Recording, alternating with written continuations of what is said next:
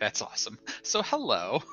Hi, I'm Casey. We're going to be playing on Captain Reboot. We are going to be doing some Dungeons & Dragons 5th edition, and we're going to be working our way, sort of, through Rime of the Frostmaiden, which is held in Icewind Dale. We've had a session 0-ish. The players have gone back to the drawing boards with a few of their characters, and they are now returning with some adjusted set. So far, what we have learned is that the party has been up in the frozen north for a few years now. During that time, they've had a couple of adventures and expeditions of the minor type. They have chased some chwingas out of Goodmead's beekeeping hall. At that time, a chwinga was captured and distilled by one of the party members into a single drop of fantastic spirits, and they have been pursuing that since then. They have talked to Dwuli, the Plesiosaurus, convincing them to return to the depths of the Lake Mare Dulidan. They have met with Elkton John, the white moose, who is tamed and now hauls logs for the town of Lonelywood. They have captured a druid, Revesin, who was awakening those animals and setting them against the 10 towns in service of Auril the Frostmaiden.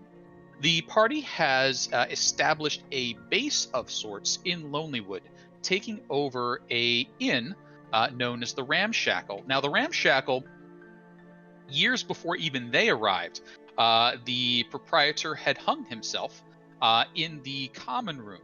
At that point, the inn closed down and had been used for timber storage for some time.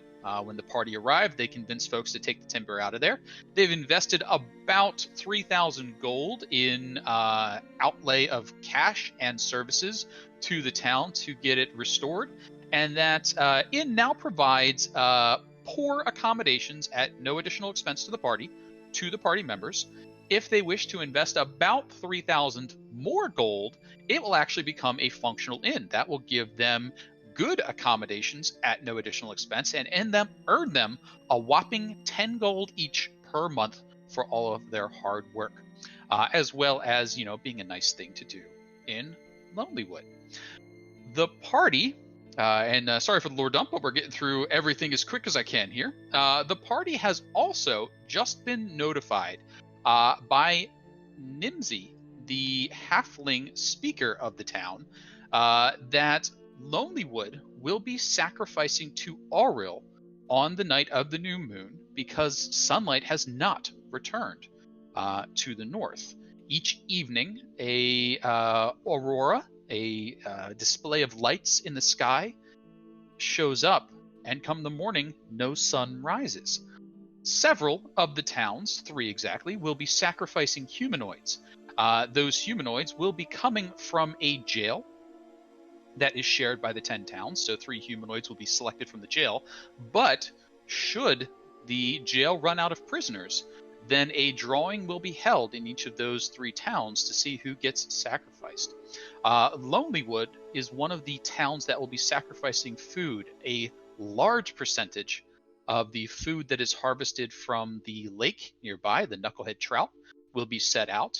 Others, the towns that don't have prisoners or food, will be sacrificing warmth. They will extinguish all lights, extinguish all fires, and only have each other to protect them against the cold of the frozen north.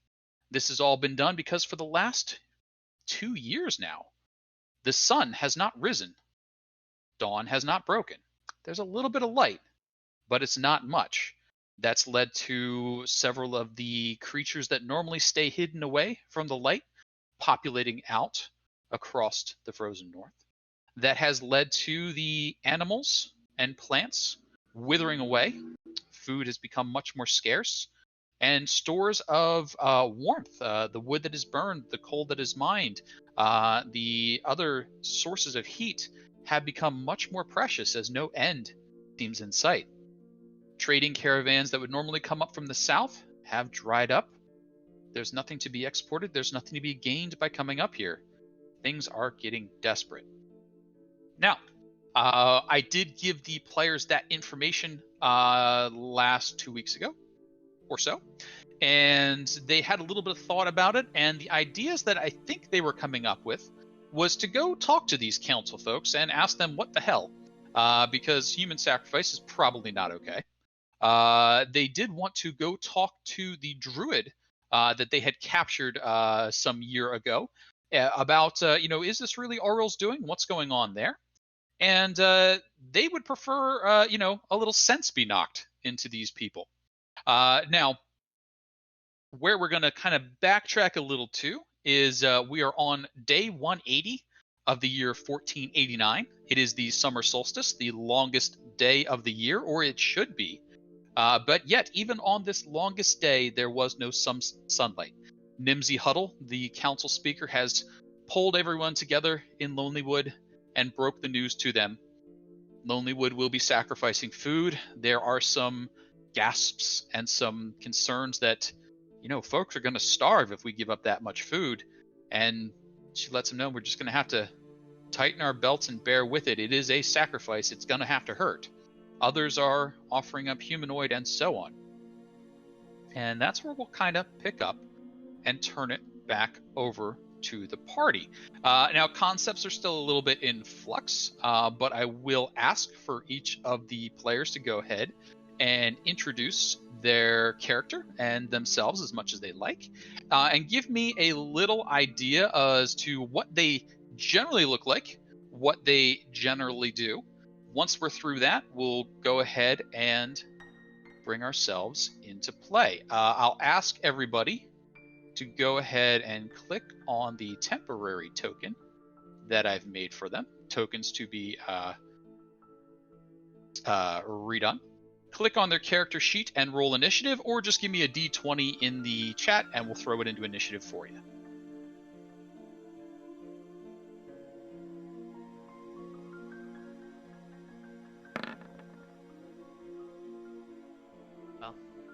Sorry.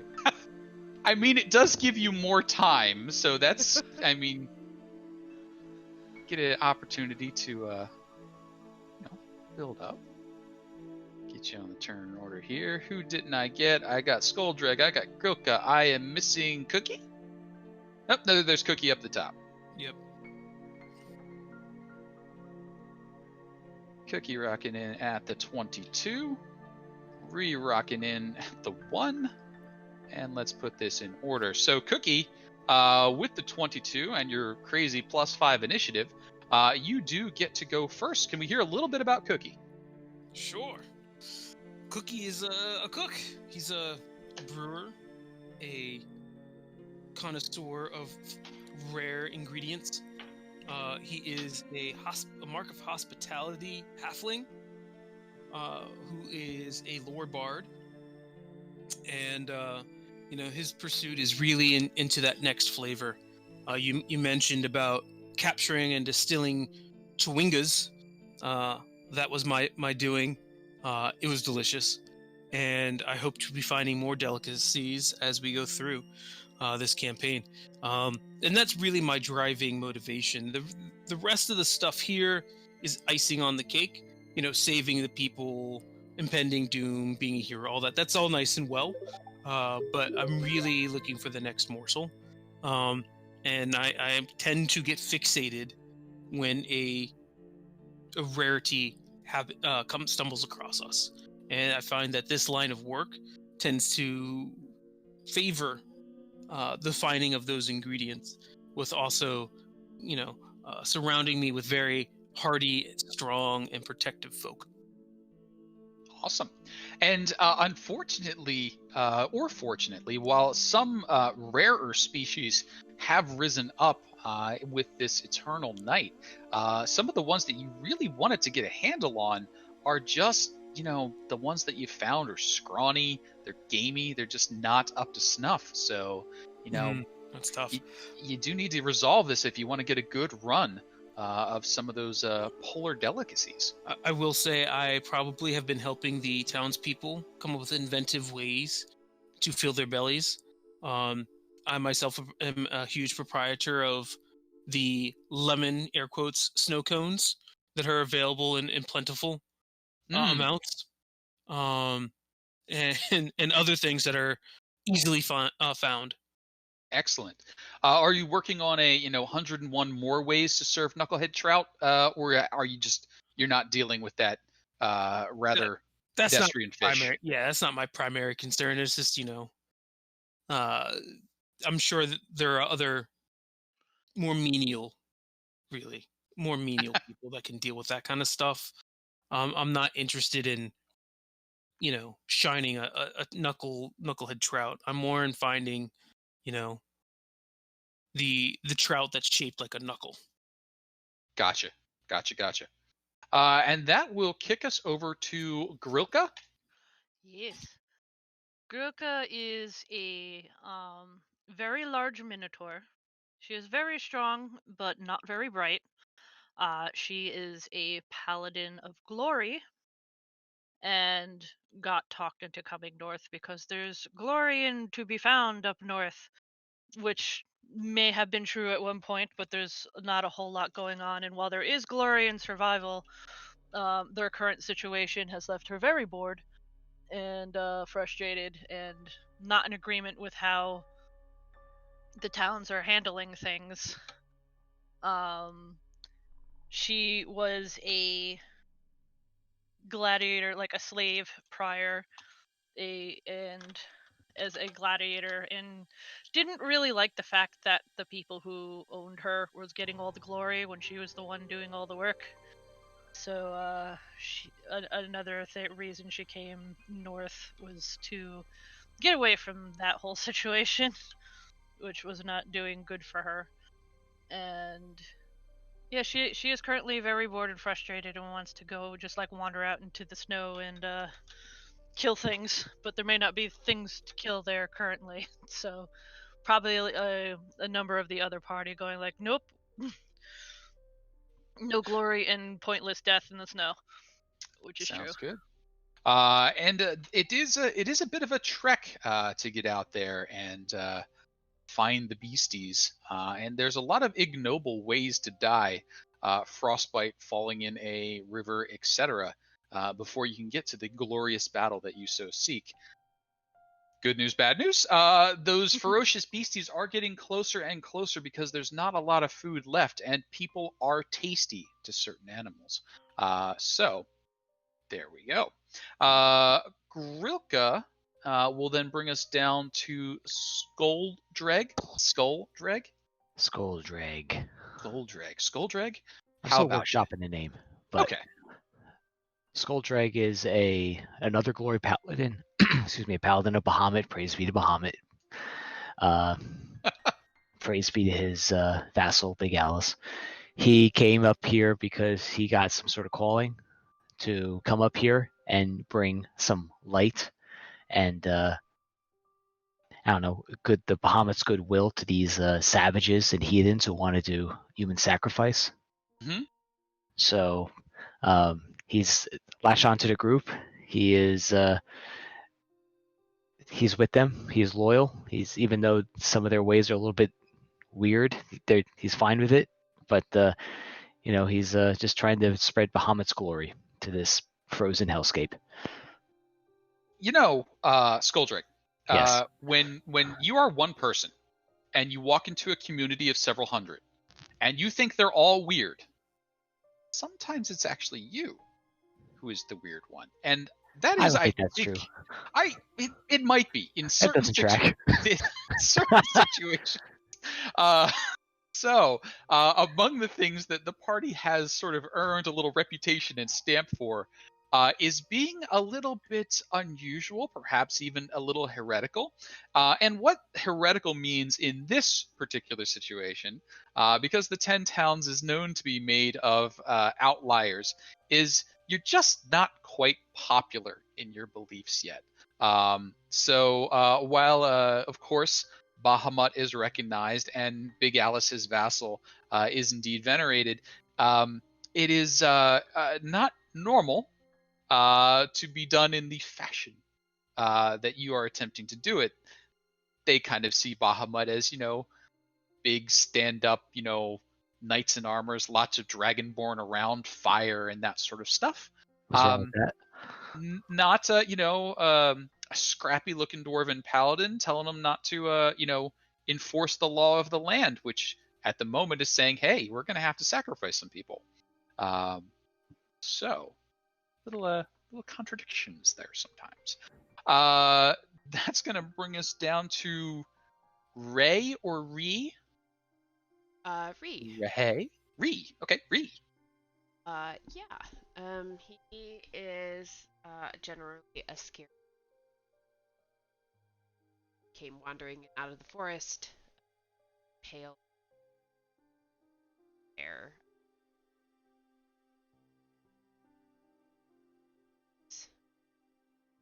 Looks kind of like rangery, but they're to him that he doesn't say a ton. He will speak up if he feels like bad decision made, but other than that, he tends to very gruff, fallen in way to kind of blend in, but he's second guessing if that's the right thing for this group, um, as a way to kind of make a name for himself. Not exactly coming with him about where he's from, but he finds himself here and he doesn't hate it. He's not eager to leave. He actually feels like he's kind of coming into his own frozen wasteland and may actually find his so quite comfortable out in Excellent. this terrible.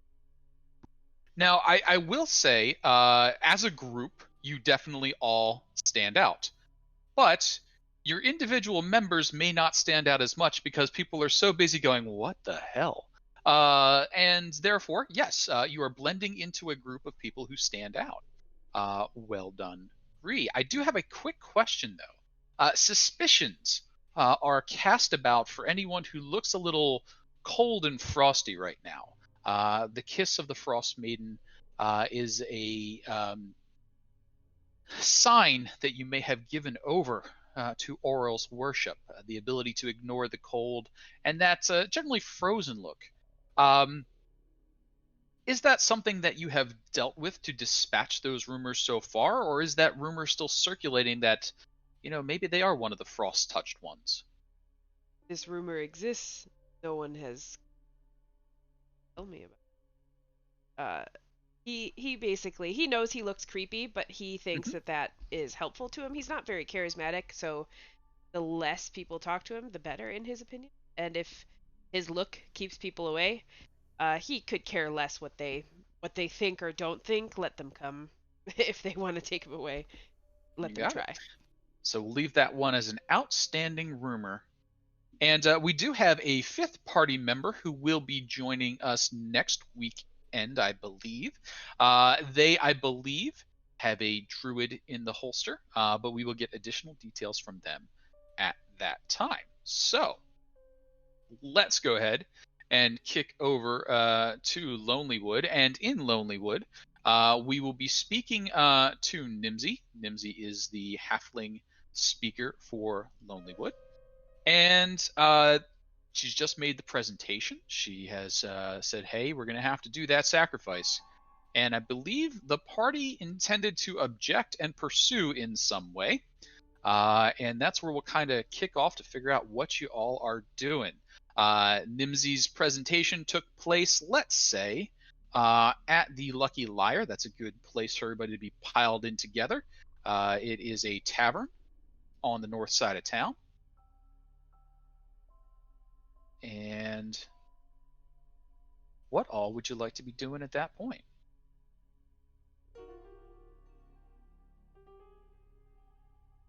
Feel free to talk amongst yourselves or to the NPCs or however you'd like to start this one off.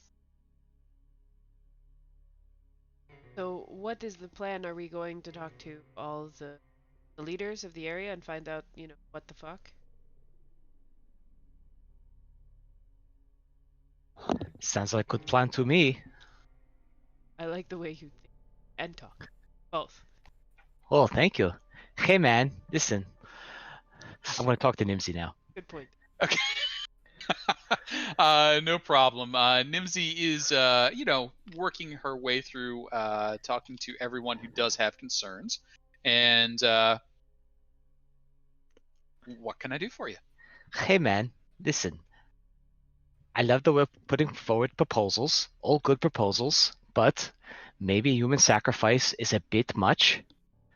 Has that worked in the past, or are we not workshopping, or is this it?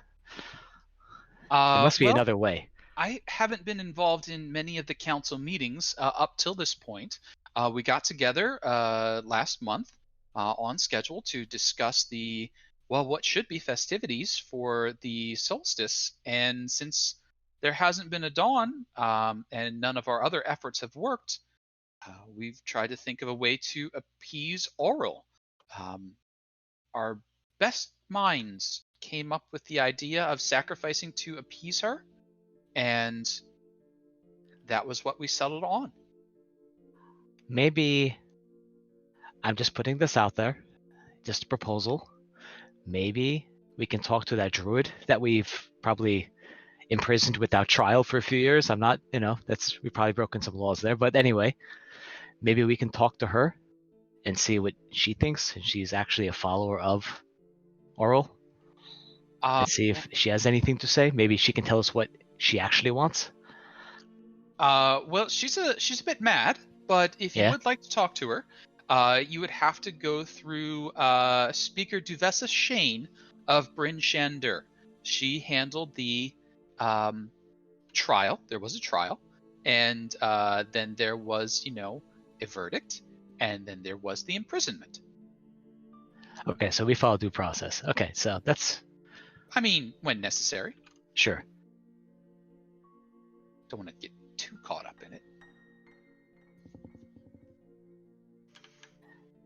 Because I'll be honest, the idea of human sacrifice does not really sit well probably with Bahamut. And if he were to find out I was even tangentially a part of it, it would probably not look good in my review. And Nimsy sort of reaches up and sort of pats your chin beard area, and she says, "Honey, if Bahamut could get us out of this, you go ahead and talk to him. Just a little bit of daylight, and the whole thing with the human sacrifice is called off. But otherwise, in 30 days, 3 people, 3 towns with no food, and the rest with no warmth on the new moon." Okay, I'll see what I can do. Good talk. Good talk.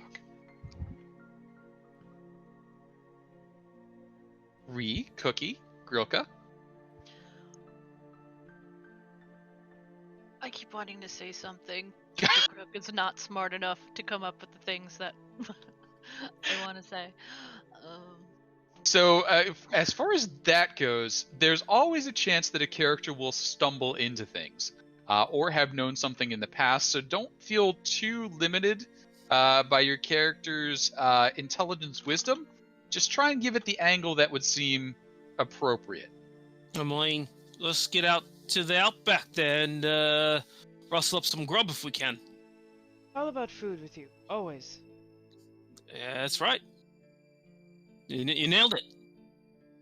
It's not exactly what we're dealing with. We're trying to stop murder of not food right now, I think. Right? It turns to... Yes. Uh-oh. Skull drag? Skull drag. Sko. I can't. Your name is just too much. That's okay. I'm still workshopping the name. Okay. Well, Scoot, you're the de facto leader, I think. So.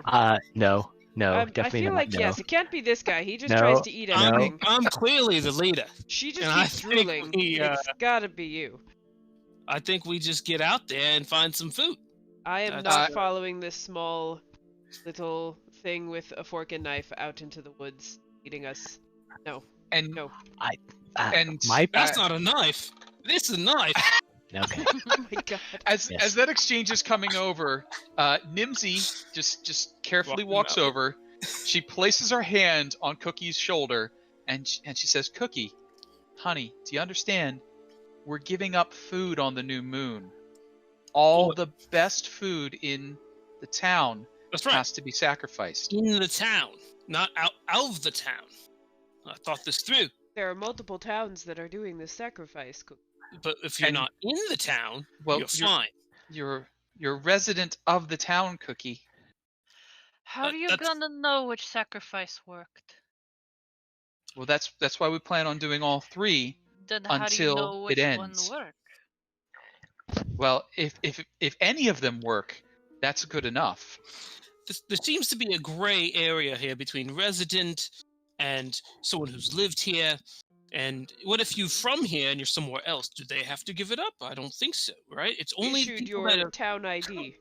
exactly, and so I think that just means people in the town at that current time. And my accent's gone. Listen, now we're going Coming Southern through Belle. ways or something else. I mean, actually, Oi! technically, it drifted Good on northwest, depending on. We're going continentally. I'm a man of the people. Are you? uh, You're just trying to circumvent being a man of the people. and Nimsy sort of says, well, you're considered a resident of our town, which is good in that you only have to give up food. You don't have to do without warmth or be included in the lottery. I would be very careful about trying to bend those rules. Once they run out of prisoners, well, then the lottery opens to all citizens, and I'm sure there are those who would rather imprison another than be in the lottery themselves. And speaking of that, could I have the party each roll 1d10? This will be how many prisoners there are currently in prison, and therefore how soon the humanoid sacrifices may come into the general population. Ree raises all of his us hand roll? from the back. Each of you roll a d10. Oh yeah, I'm just a citizen of the world. Hey, So, Nimsy, if you guys even try to lay a hand on me, I'll be sacrificing you in piles, and I'll be stacking you like cordwood. Hey, Praise wait. be Bahamut, blessings Okay, be upon you're supposed Bahamut to be and the his leader glory. and the not bloodthirsty. Hold oh on a wait, second. I've already explained. I'm the leader. Okay. Yeah. All right, let's totally discuss leader pat, first. pat. Maybe we should talk to the druid to get their feedback to see what this I'll do air quotes, god supposedly wants. I He just feel- wants to talk to some trees. feel That's like we all should- he can. Also have a side plan to keep the prison full of people. So like maybe crack down on stealing and Sure. let's delay this as long as possible. Any lot rule of stop- breaking. A lot of stop and frisk and Yeah, parking in wrong places. You're going to Yeah. jail. Yeah, exactly. And Nimsy's sort of nodding along. Exactly. Anything like trying to claim residency in more than one town, or to claim that you're not resident of a Look, he town that has you were registered for. multiple knives, so I would be careful. I'm just letting you know that have some care. I'm letting you know to have some care. Letting you know to, Why am I defending Yeah, Cookie? I know I know that you. So Why do you there are hate cookies? currently That's the question. there are currently somewhere between 12 and 21, depending on the roll from our final party member, prisoners Why don't you available. Give it a roll. We can determine this now. Yeah, Come on, Okay. Casey. just do it. Hit it. Somebody, let's. Casey, you do it. Oh, You I'm do it. doing it. I'm making this roll. Let's see here. D10. A 2. Good There are God. 13 people in prison right now at a rate of 3 per month. So 3 every 30 days. That means in 4 months, on the 5th month, we will be into the general populace. And therefore, people are very, very quick to start casting accusations around. Let's bolster up those numbers with some undesirables. But among those 13 people are a druid that you have decided you would like to talk to. If that's what the group wants to do. That's what I want to do. I would love to follow while somebody else talks to me. And Nimsy says, well, of course, if you want to do that, you just need to go talk to Duvessa.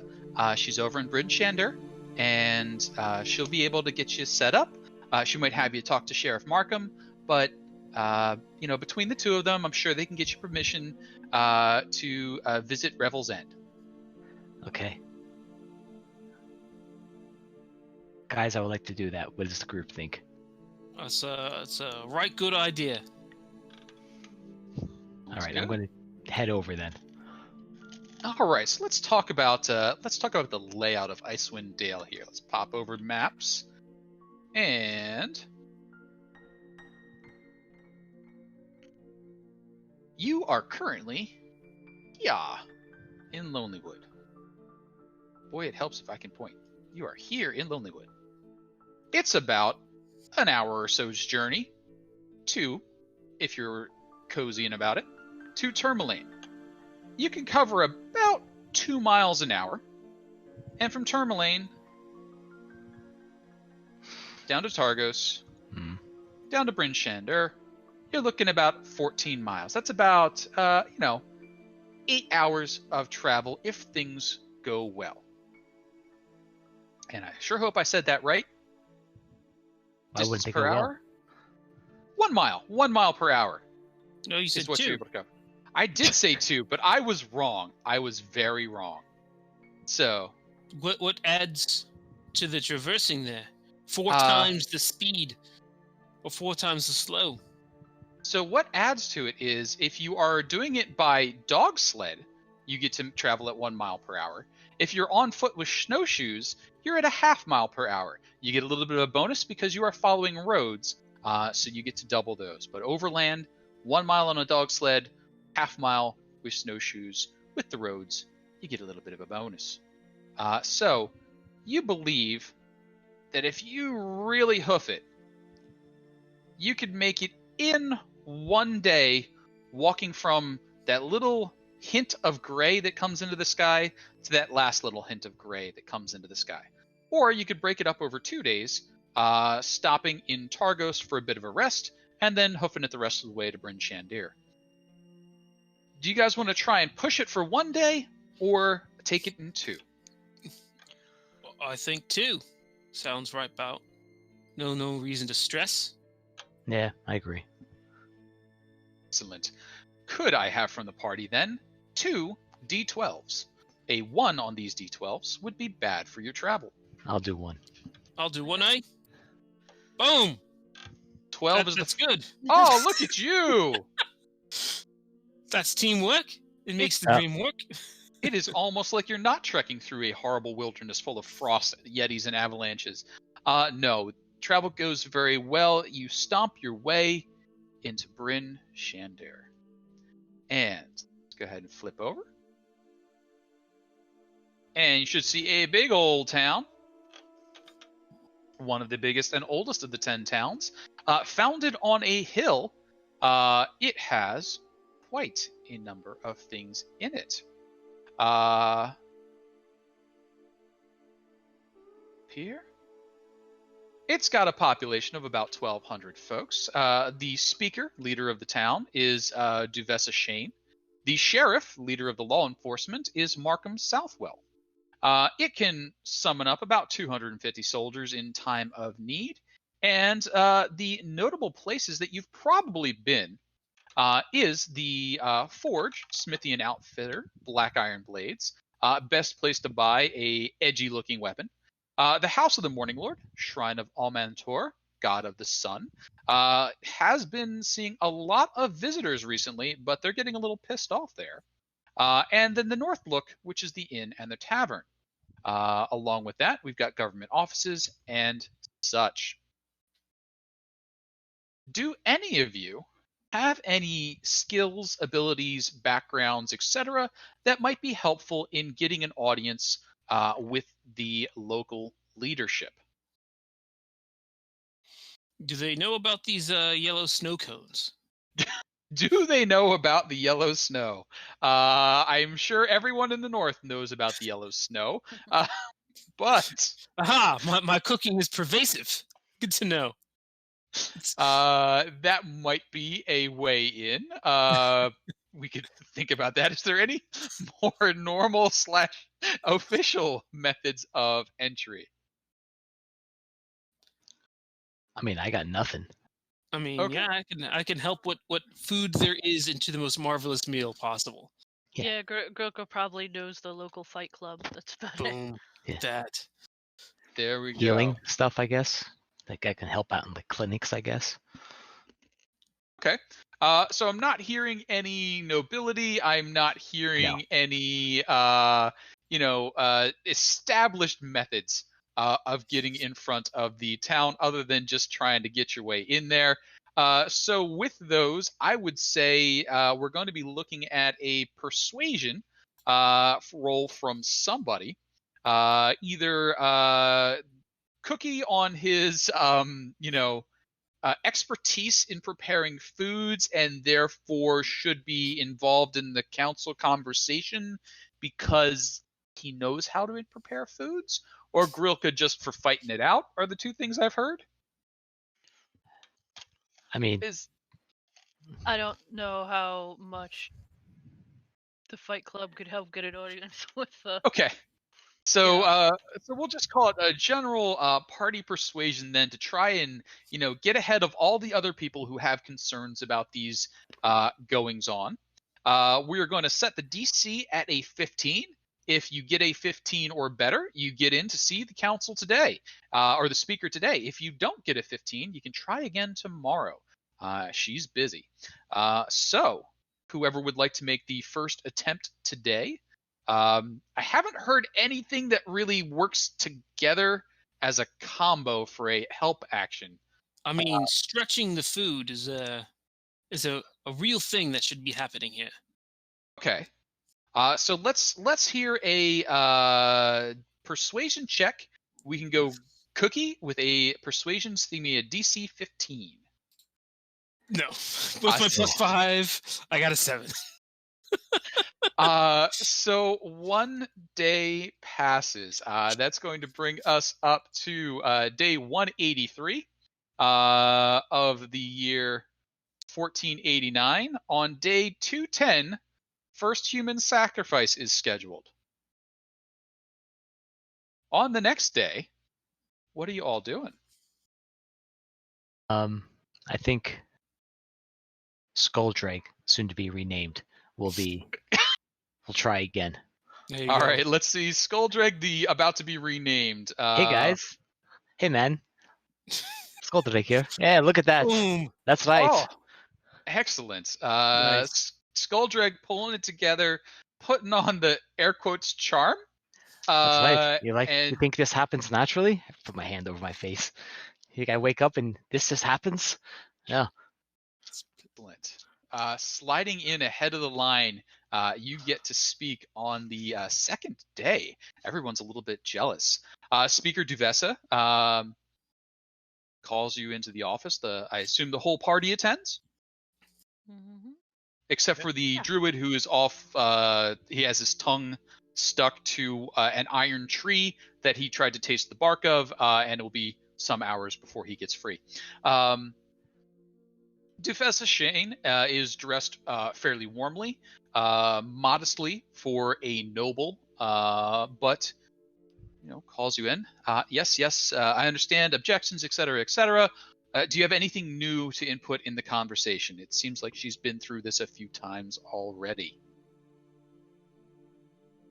I will introduce the group, explain where we come from, explain that we are, of course, trying to find a way to stop the human sacrifice from happening, and we think that if we can talk to the druid, she may have some insight on how to stop it. And I'll tell you, I know it's a long shot, and if you could do us this favor, I'd be appreciative. If there's anything we could do for you in the future, please let us know. Well, you were instrumental in her capture originally, and it's only through your steady hands that we were able to imprison her at all. But the Revel's Inn prison is controlled by the Lord's Alliance. It's only through a technicality that those imprisoned there are citizens of the 10 towns. I don't want to step on any toes and cause it to be our citizens that are sacrificed rather than those worthless prisoners. Do you have any assurance that you can speak without causing too much trouble there? Out of character? Absolutely not. Not with this group. And that's what she's sort of looking you over like, you look like more of an action than a words group. Yeah, we're more of an action, definitely. We're definitely not a soft skills group, per se. But I mean, I just want to find out. Maybe if we don't word it directly as what we can do to stop the sacrifice, maybe we can word it as to the druid. We can find out what does Oriole is her name really want. Like, what would end this? What does she want? Well, certainly willing to let you go up there, but I want you to understand how important this is. I believe, and she starts flipping through folders of notes and ledgers and things. You all have a interest in the Ramshackle Inn? Yes, that's correct. It's a potential investment we're exploring.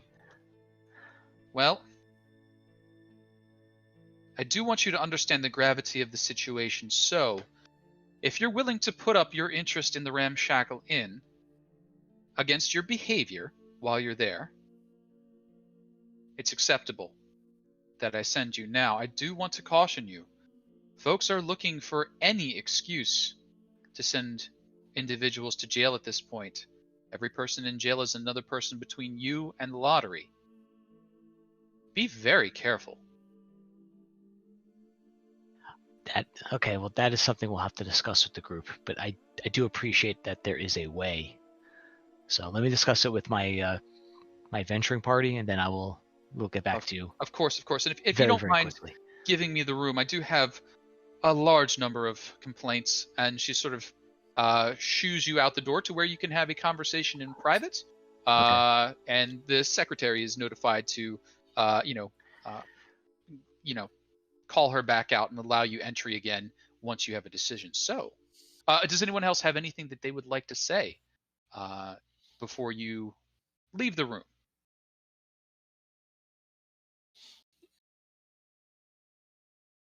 All right. And with that, Speaker Duvessa, reasonably politely sends you away to a side room and calls in the next group while you discuss. Go for it. So I will explain to the group that I'll say, what do you guys think? Do you want to put up the tavern as collateral to do this, or are we going to? I mean, my character would say yes because of his devotion to Bahamut. Joe P would probably say, nah, screw it. Let's see if this sacrifice thing works. But whatever. I mean, it's just a tavern, right? yes, but we don't have a place to stay otherwise.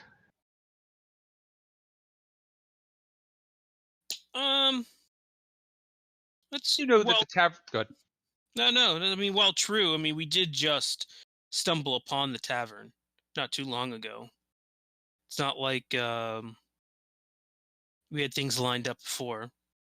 And plus side, if we don't have the tavern anymore, we're not technically residents anymore. I don't know if that puts us in front of the line or in back of the line. Well, I mean, I think the back, because they can only do residents. That's what they were saying. You don't do tourists. You just grab tourists willy-nilly? I mean, I'm not opposed to it, but yes. You know what? I feel like we do need to resolve that theory. How about Cookie or someone give me? I'm thinking like a history would give you the right answer. Or think I care about the right answer? I'm just so that your character is aware of it. I mean, you can argue anything you want, but could I see a Cookie history here? Oh, yes. No, I'm making it up as I'm going along. I mean, so yeah, you have no idea whether that is a valid statement, but I didn't when I first made the statement. I want to see what Grilka and Rhea think. Maybe. I fell asleep. What happened? They want to put the tavern up for collateral in order for us to speak to this prisoner, and if we botch it up, then we have to give them the tavern. Botch it up as in accidentally kill prisoner? I hopefully can go Tavern that is a far. different town. Can we define botch it up before putting up tavern that we own the tavern?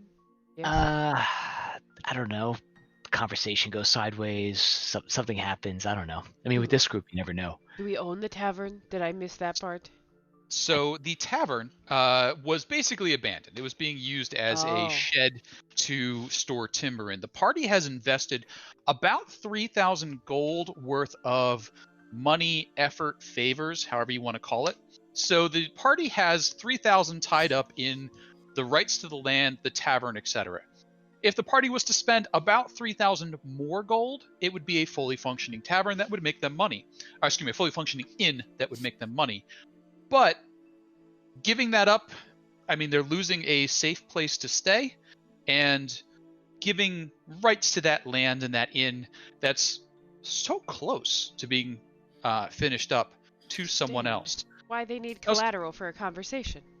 Now, as far as collateral for a conversation, the Lord's Alliance controls Revel's End, and they're saying, hey, if you're impolite to these people and you cause this deal to go south, you don't do anything illegal, but you cause trouble for us, we're gonna take the legal fees out of your estate. I mean, your leader there is the one that negotiated with the speaker. Talk to him. I'm not the leader. No, I understand that. I'm trying to get that through her head. Well, I mean, His you head. Very subtle. you cannot. You- Agree. I mean, this is what you wanted. Yeah, I mean, not exactly. I just don't want you to be in charge of our. I just don't understand why we are being. I just don't want you to be in charge. Why, for a conversation, for it to go south, as in we piss off the prisoner? I don't understand how it could go south. I think it's if we're rude to the sheriff or the Lord's Alliance in general, or if we somehow rub them the wrong way. Basically, keep Cookie outside. Yeah, I was going to say. I mean, That's these things basically sound the outside our high-level summary. control. Talking about. So, They take out So- I legal have been fees for nothing- us looking at them with side eye. Is that? I have been nothing but hospitable and friendly to everyone I've ever met. Didn't you squeegee out some wine from some dead bodies or something very recently? I feel like. There were spirits possessing a building, which I captured and moved away from the building per our contract. I think you What I also did tried with to this eat. spirit- Our first contract tried to eat with no questions asked. Just eat first, questions later. Yes, but That's the based problem that I on the have with your group- leadership. Yes, is but eat first, the group- questions later. the group that I consulted with the group and we agreed to bring it back, which seemed to be the best outcome for everyone. So as this conversation is going on, I think to help a little with the explanation, Sheriff Markham, who's kind of keeping the peace here amongst the people, steps over and says, "Look, Duves is concerned you might be a bit common to be dealing with the Lord's Alliance, so you need to put up some collateral. So if insult is given, and those lords who attend Revel's End take insult, we can respond and pay off any amounts due without risk of them breaking the agreement we have. If they break the agreement, Revel's End will be in a bad way. We'll no longer supply them, but those prisoners will no longer be citizens of the 10 towns, and we'll have to draw the lottery from our people." So you're conclusively saying if you're not a citizen, then This is just feeding the not in the fire lottery. for him to mouth off. You realize this, right? Oh, of course not. If you're not a citizen, we can't, pull you in the lottery. That's why that window is full, and he gestures over to where there's like a line several hundred people long of people trying to get their passports, get citizenship in a different town. He's like, but, those will take years to go through. Right. And citizenship is usually meant because you have a resident. Is that correct? Is that how you get citizenship?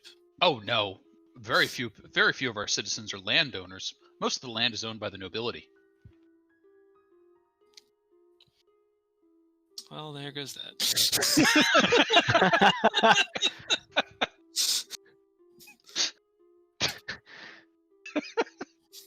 All right, I mean, You're one step above serfdom. You almost belong to the land. The land doesn't belong to you. if we can just, ourselves put a list of agreements of, Cookie, no eating, no biting, no talking about eating or biting, and Grilka, just no smashing, and we should be Ouch. fine. Not yet. Yeah. Code word. Code word smash, then you smash. Well, you That could sound good? get smashed in a normal sentence. It should be something quite weird. Smash in a normal sentence. Yeah. You were smashing X, Y, and Z. This was a smash. Smash could be used any number of ways. I don't But expect alfalfa? to be Whoever asking says the alfalfa. druid about their latest shindig and how smashing shindig was. See, okay. look, you stumbled right into it. But you don't know So if they- focusing on the task at hand, guys. I was just saying, if we can agree, I don't see a problem Let's- with putting up collateral. Yeah. I mean, it's So shit I it's- barely feel like I contributed to anyways. We all agree to that as well. Okay, so can we say that go back Yeah. to this Devessa and say that we agreed to the terms? Sure. Go big, go home. Let's do it. So Speaker Devessa, has the paperwork drawn up. It's signed, stamped, and dated. Everybody puts their little scrawl on there as best they wish to. And really, it's just the nodding that's important here. Your word isn't much against the word of the nobility and the people who are witnessing it here. So they say, hey, all right. So long as we hear no complaints from the Revel's End about it, we'll have this, voided on your return. Now, Revel's End is up on the North Sea. Let's go ahead and pop over here, back to the big old Dale map. And up here.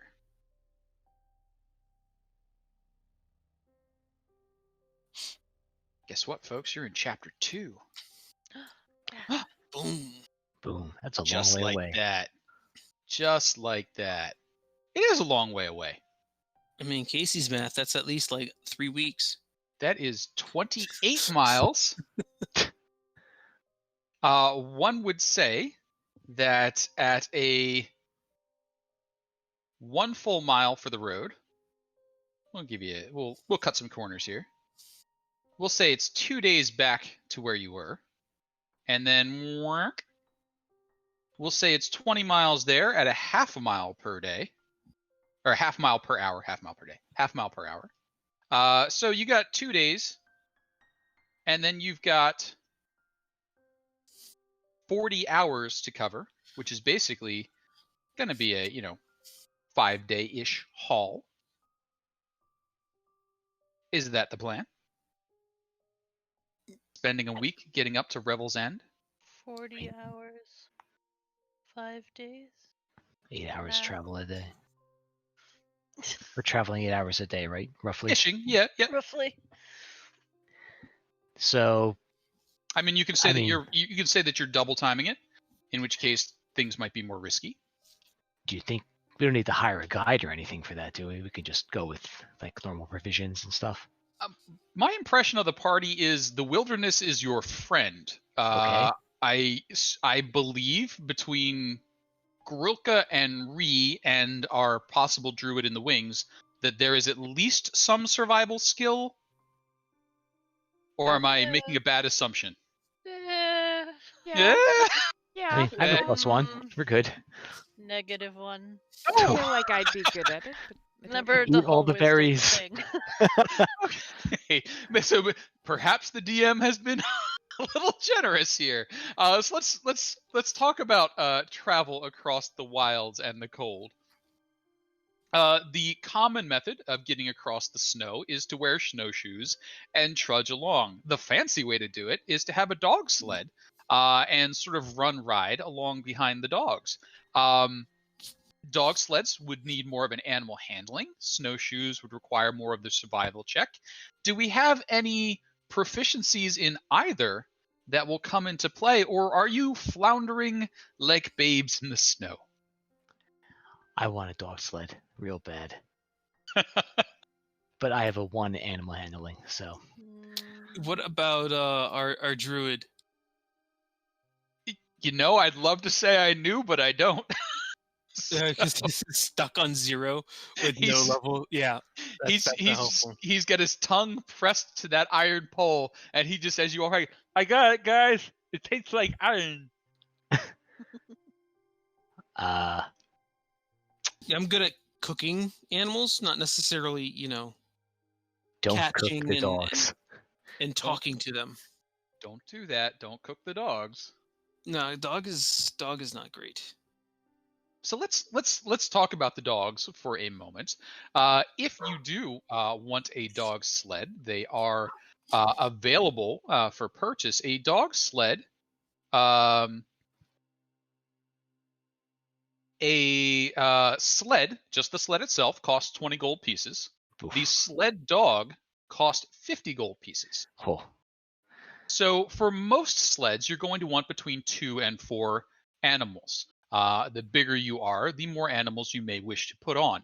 Each of those dogs can pull 360 pounds. So a single dog with a 300-pound sled and 60 pounds of equipment on it can just keep it moving. So usually 2 dogs, that gives you about 300 pounds of stuff you can have on your sled. 4 dogs gives you time to rest the dogs and in case injuries happen, that sort of stuff. So a sled is an investment. Yeah, how much does snowshoes cost? Snowshoes, we'll say that you have a set. Okay. I have 20 gold. I have 20 gold pieces. So snowshoes it is. Technically cost you 2 gold, but we'll say that you have at least 1 set from your time spent up here. Yeah, I have sled and dogs are way out of my budget. Wait, how is that 20 gold after your starting gold and the little bit of reward you earned last time?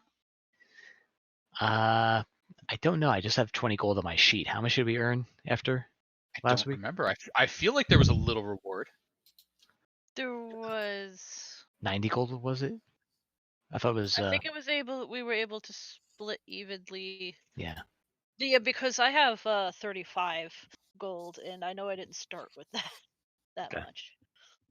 So I am a trusting DM. I say, hey, if you tell me that's how much you have, and you can look me in the digital eye, then I will say I believe you. But if I tell you that you get money and you don't write it down,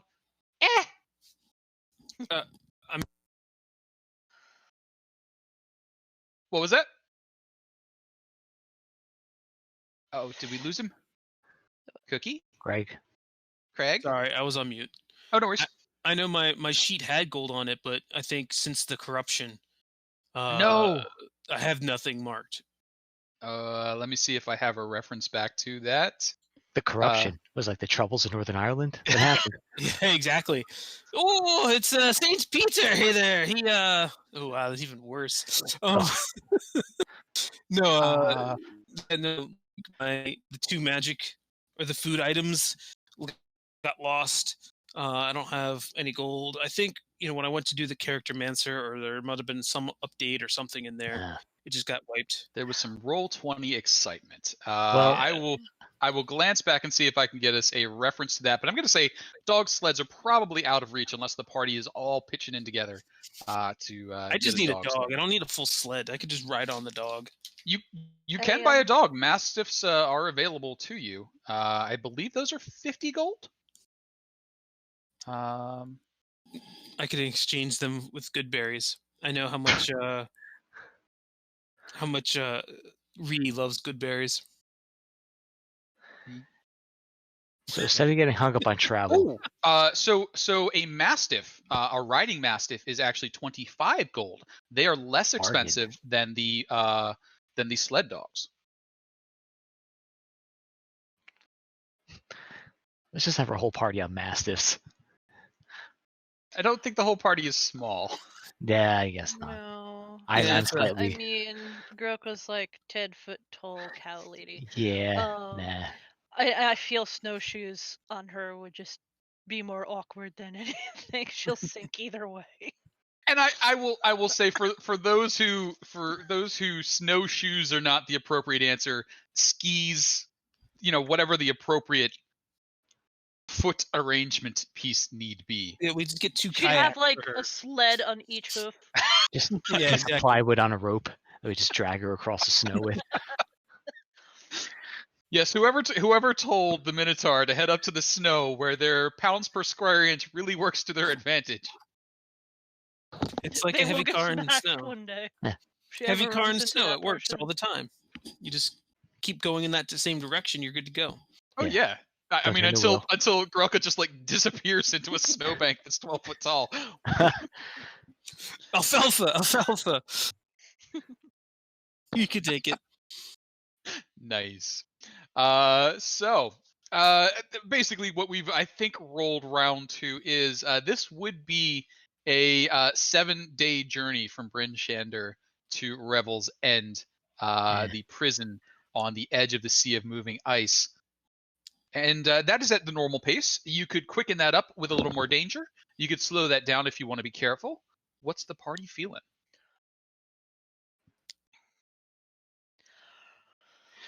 Danger is my middle name. There you go. Oh, you want to speed it up? All right. I mean, no.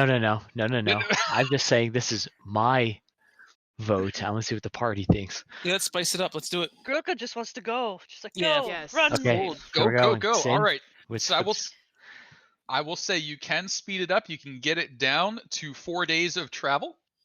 Yeah. 4 days of travel. What we're going to need, though, is we're going to need 4 D12s. On those D12s, a 1, 2, or 3 will be problematic. I'll do one. I got one. We all got one. Oh, That's a 3. That's a 1. oh God. Oh, there's a 9. Okay, so we're only halfway bad. Is Ree there? She Let's is. go. Ree coming through. Nice. So, as you set out and move a little bit quick, you do encounter cold, frigid water, snowbanks, and all sorts of trouble. And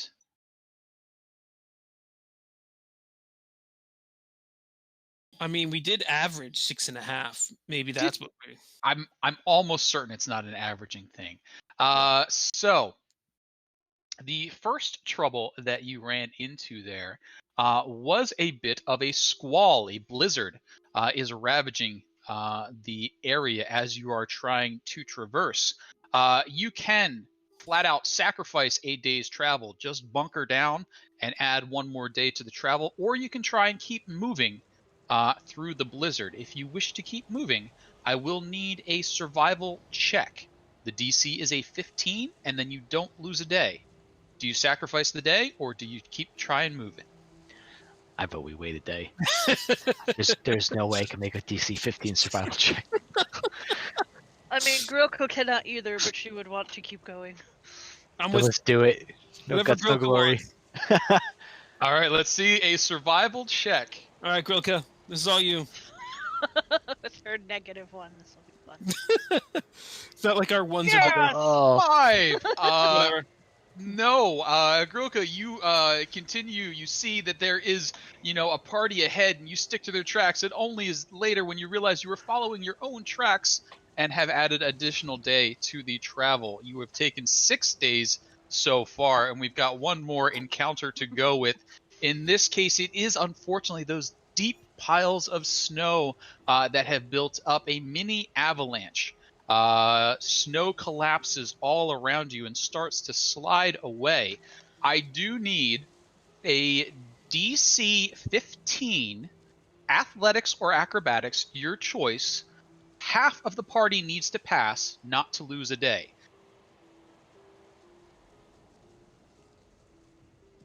Oh, She's good at some things. There you go. action team is actiony. 24 and a 27 so far. Let's see. We got Ree and Skulldrake. No. Grilka, maybe we can work on a fastball special together. I don't have Oh, my bonus Reed. yet, but that should be good. Ree pulling it up for the team. A no day lost. So, after only 6 days of travel, Kinda the like party reaches into the arrives. snow and grabs Skulldrake and lifts him right up out of the pile. And that is going to take us to day 189.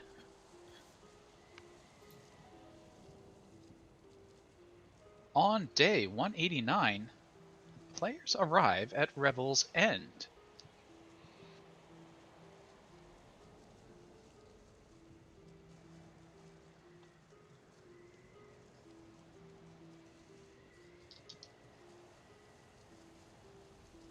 Perched on a high cliff overlooking the sea of moving ice is a bleak stone fortress carved out of a gigantic blade-shaped rock. A central tower looms above the rest of the fortress, and light leaks from its arrow slits. 4 smaller towers rise from the outermost corners of the fortress, and guards can be seen atop them.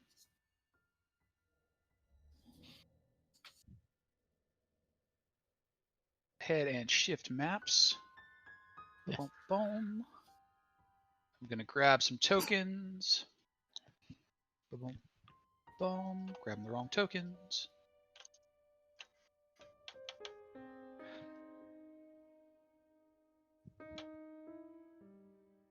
And you do have the proper paperwork. So walking up and introducing yourself should be a non-issue. And there is a fastball special. Unless the party wants to get creative on the approach, it should just be walk up and show the papers. Is the party getting creative on the approach, though? We've got the papers. Yeah, just show the Show papers. Show the papers. You got it. We're going to say your druid friend is staying back, guarding some of the things that you might not want to have officials inspecting. Maybe that's particularly delicious foodstuffs that are a little bit, off the normal menu. An excessive number of weapons and trophies. Containers of blood. Normal stuff.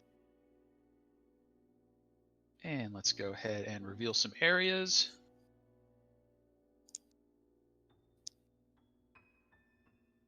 Don't do this to me, Roll20.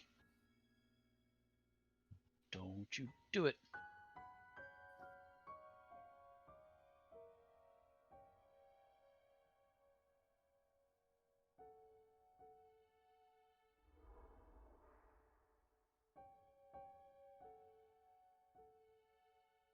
Hey.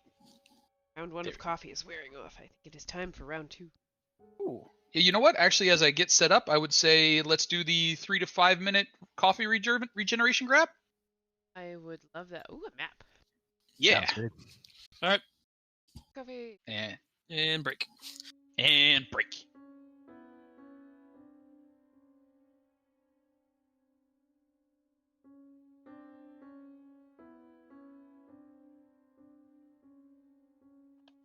Don't know. Did Sin leave the mic on or off? So can people hear me? Do you want them to hear you? I don't know. Okay, I can leave the creepy, tense music. I don't have any winterscapes for Sirenscape. Damn. Don't they have Frostmaiden itself? I'm sure, but I think they want money for it. Oh. Yeah, weird that they would do that. I know, weirdos. Yeah, I don't have anything even close to it that I've purchased. That's okay.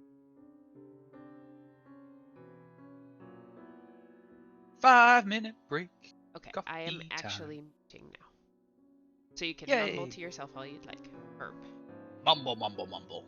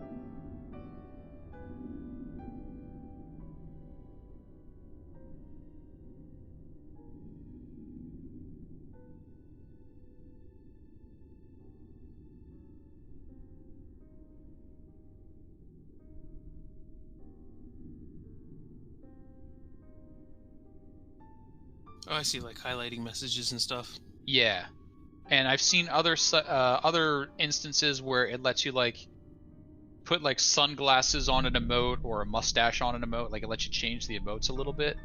I'm not sure what all Sin has enabled. What? Hi. Oh god, there's like a Hi. jillion emotes. Yes. So the channel points on Twitch as compared to the other points on. There's lots of points on Twitch, but the channel points let you mess with emotes and messages. Hey.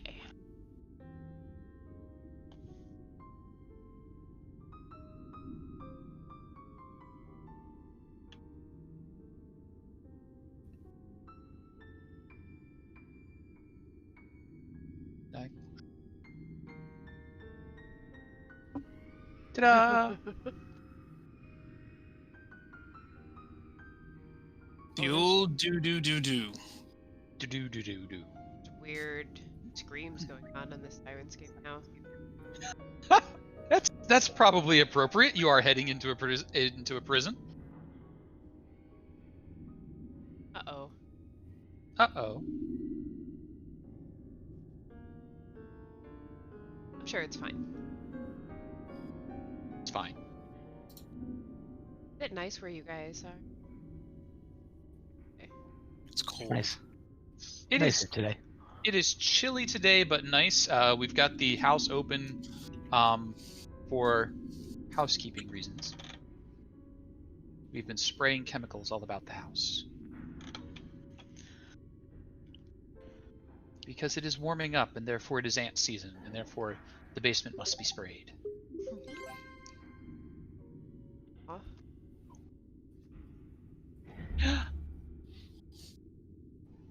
Hey, the dice went in. Hellheads. Ooh, go dice.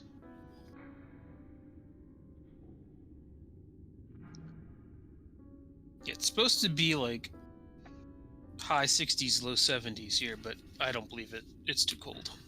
I want to say it's probably high 50s where I am right now. Yeah, that's what it feels like here. Although it says 64, I think that seems unlikely. Lies.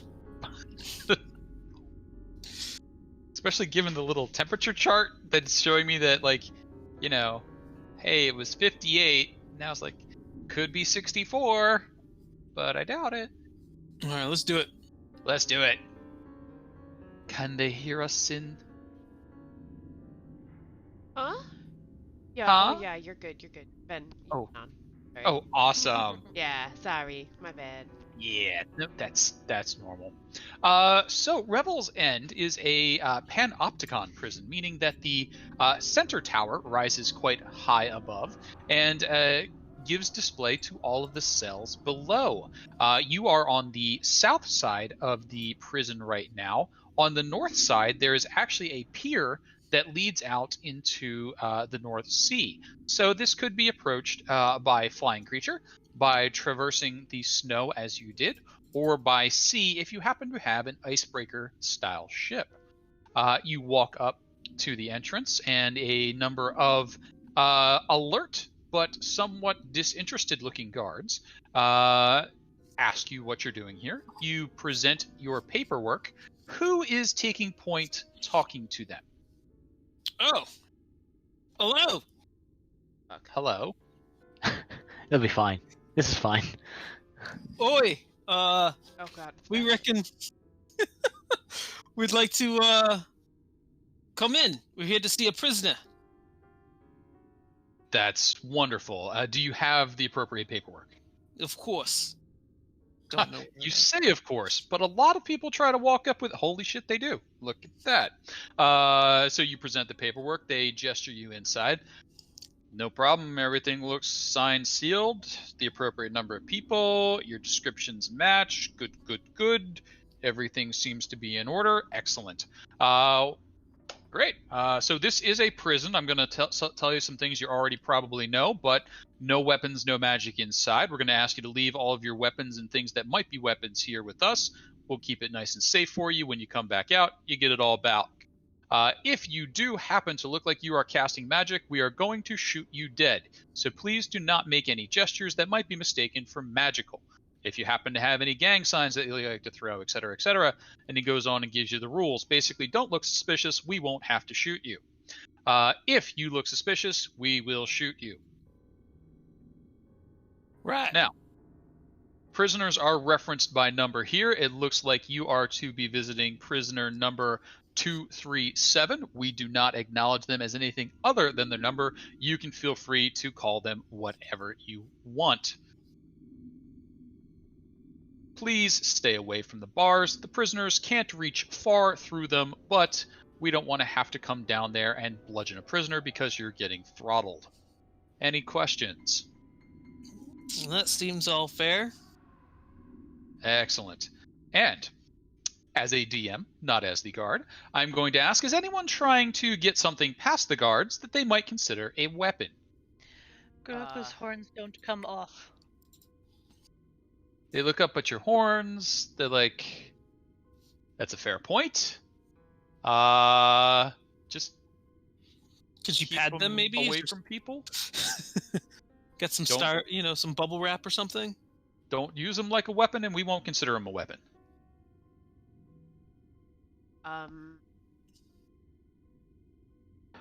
Awkward. They're taking all the weapons? Like a even so like an so I knife, think you know, for I'm steak? thinking maybe if you want to just keep a knife on you, you would need to make a sleight of hand check.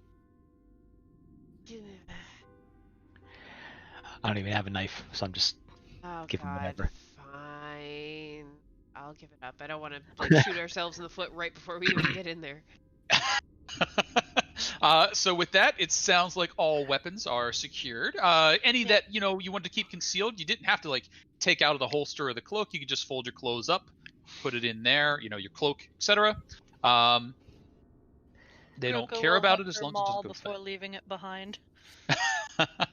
You got it. And with that, the guards come over. They give you the quick but efficient pat down. Poke at any spots that look like they might be concealing something, and as long as everything looks good, you're set. The guards lead you inside, and you realize that this area is open to the air above. It is a big tower, open to the air.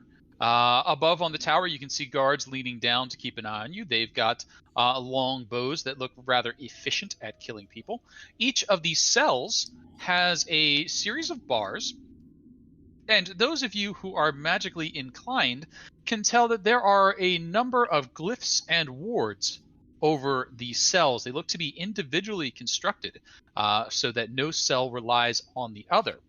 The guard doesn't seem to comment on that, just brings you on over to the top where you can see, excuse me, I said 237, I meant 289. 289, who you know as Revisin, the frost druidess who was awakening those creatures. He brings you up to it. Step away All right. from the bars there. Why don't you? Grilka gets all up close and on the bars. Guard says, all right, say whatever you want to say, have whatever conversation you want to have. I'll be waiting over here. If you get into any trouble, it will take me a few seconds to cross the distance. So again, don't lean close, no matter how much they whisper. Oof. We left Ree behind. Ree, come on up here. It's a bit of a nipper out there. Is a bit. And with that, you can see that the Revisin, the druid, looks up at you and goes back down to looking at what she's doing, which is practically nothing. There is very little in this room. There is a waste bucket. There is a bunk made of a metal slab that is secured to the wall. And there's a thin bedroll on the slab.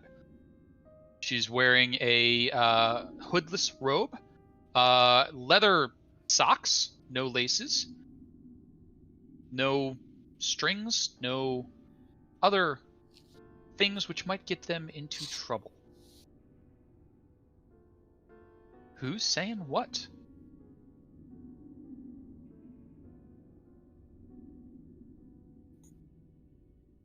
So, how you doing?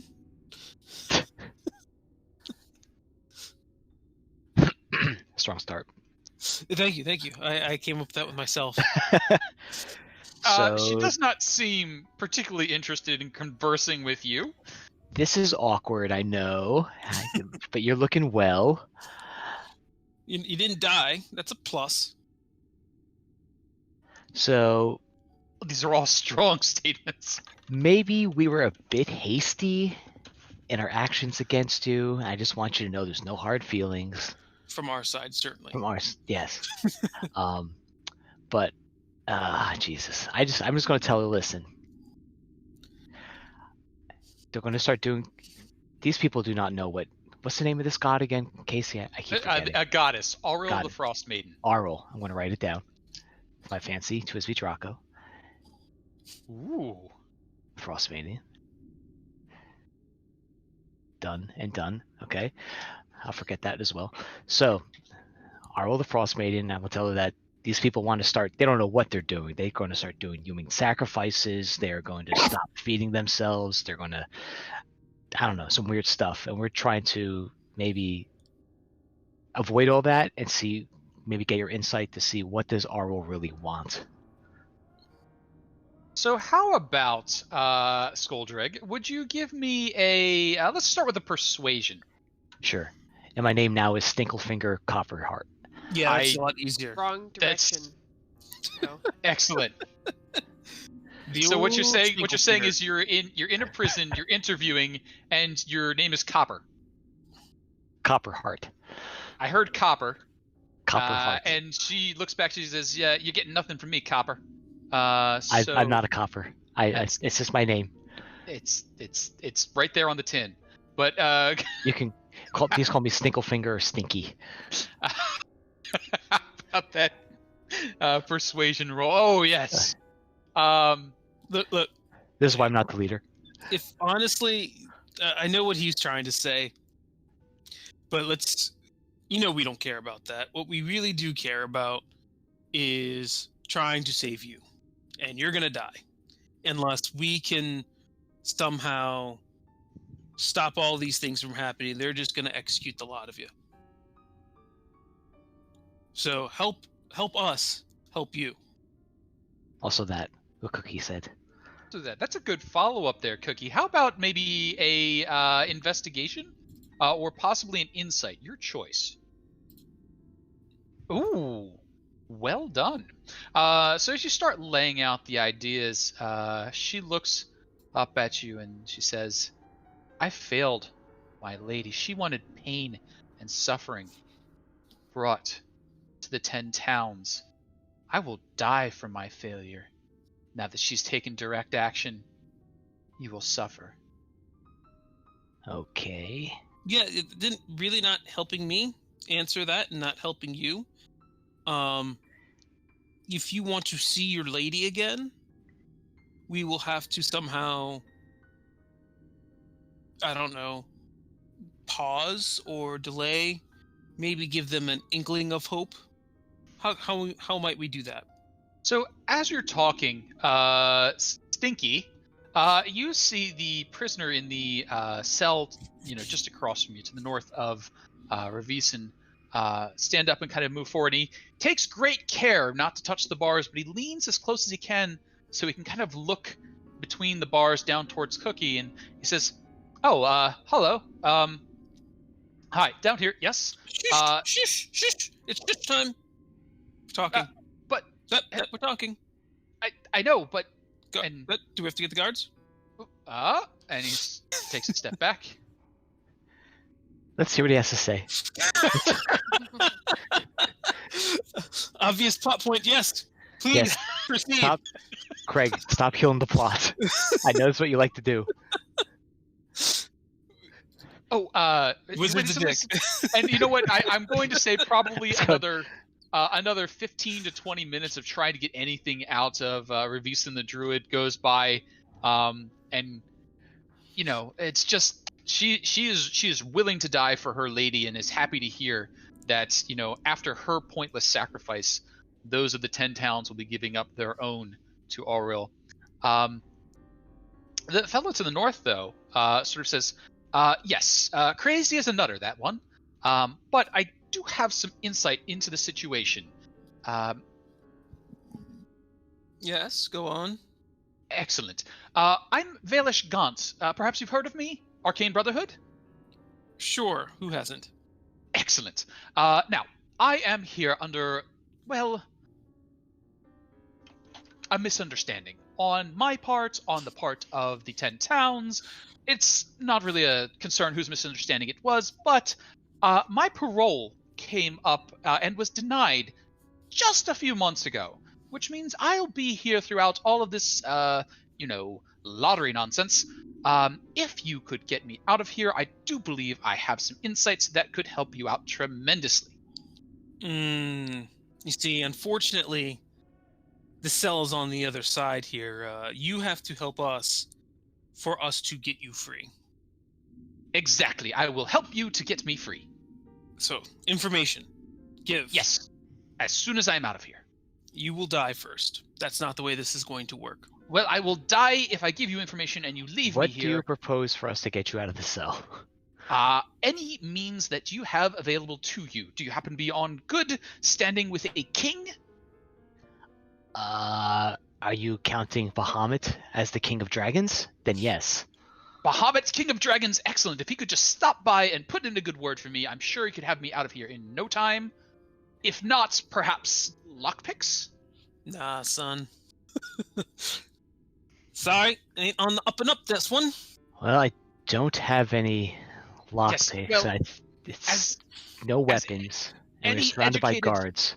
As any educated man will tell you, prison systems actually cause people to become criminals. I was almost innocent when I was put in here. Right. So unfortunately, our lawyer's not here right now, so I don't think we can. Yeah, I'm gonna make this easy for you, Jonathan. Valish, actually. Right. Gaunt. If you don't give us information, yes, we can't possibly help. Well, if I give you information, then you have no reason to help me. Well, on our honor, as clearly we're not thieves and criminals, since we're on this side of the bars. Well, that would stretch, but okay. That's on our honor. We will do what we can if your information provides us to help in this situation. Otherwise, you'll have to take your chances that some other wandering group would come by and help you in any sort of way, and that happened in the next coming months when they're due to execute everyone. I did think the odds of that were rather low, but here you are not 10 days after the announcement, and so my odds are 30%, I guess? But how about I tantalize you a bit? I did mention I was of the Arcane Brotherhood. Now, you may or may not be familiar with the great works that we do recovering information lost to mankind. In the area of the 10 towns, there is a lost Netherese settlement. And he waits for the impact of that to just wash over you with almost no impact. Yes, I see. To those of the Arcane, that is fantastic. And you're getting healthier before my eyes. Wonderful. Yes. So, Netherese, great magicians, did grand works. Likely the source of the problem, not some nonsense with a goddess. Our team investigating that. Are you picking up what I'm laying down? No. Please Excellent. put me straight. All right. If you help me out and we continue my research, which was interrupted, I believe we can solve all this and put things back as they should be. So you're saying we should use whatever potential capital, political capital we have, and throw our lot in with you, perhaps even our necks with you, a prisoner, that you may perhaps help find a solution that may work. Is that correct? That's nearly correct. Now, where I would differ on the way you're presenting this is, next to me, you have a woman, I believe, who is completely insane and insists that this is the doing of a goddess who doesn't like the 10 towns. We have a strong inclination that may be the case. Well, that's good.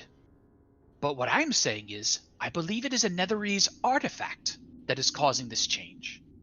And that if we put the artifact right, things will go back to as they should be. No goddess be involved. And where did you say this Netherese artifact is? I didn't say that because that is the piece of information that I am withholding so that you will get me out of here. Yeah. Unlikely to do so. If your brothers gather things, then how come they have not come gather you? It was a bit of a political embarrassment, mine being taken, so they have disassociated with me, and it's a brotherhood, sort of an association, not actually brothers. And where is this brotherhood? Where can they... Perhaps we would want to substantiate your claim, since you are a prisoner. Just pop down to Luskin. Luskin, as you realize, is outside of the area of Icewind Dale.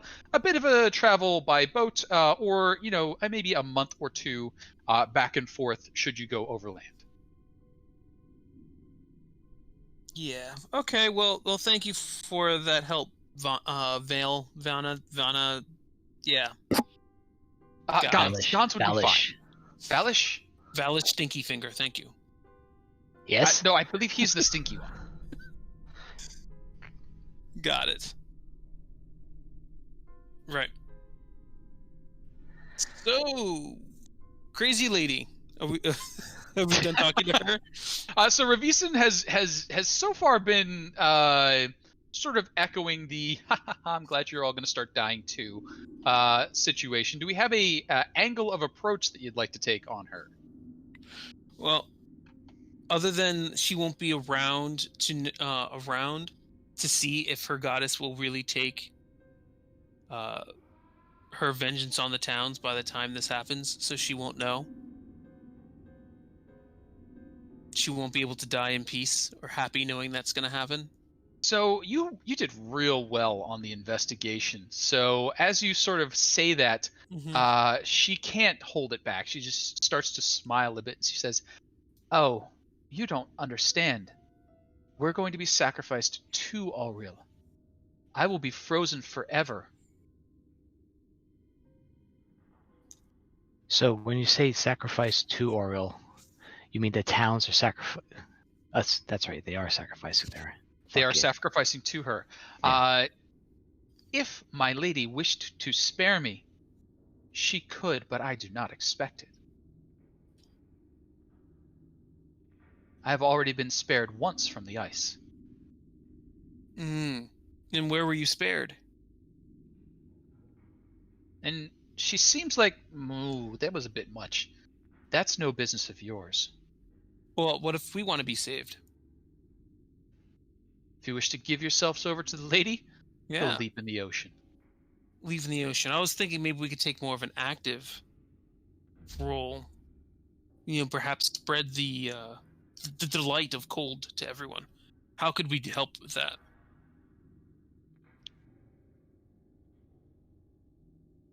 And it takes a while of you pestering her and just basically making her miserable. And then she eventually says, if you really wish to see where I was saved, go and visit the place where you captured me. My sister's grave.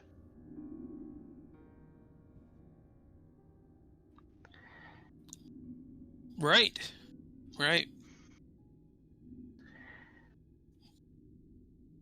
And that was where again? And so you do remember that was near Lonely Wood, off where you had been pursuing, basically back home. A little bit a ways from Lonely Wood, a cave where you found the druid next to a gravesite of her sister, a twin. Well, I mean, I think I got no more questions, team.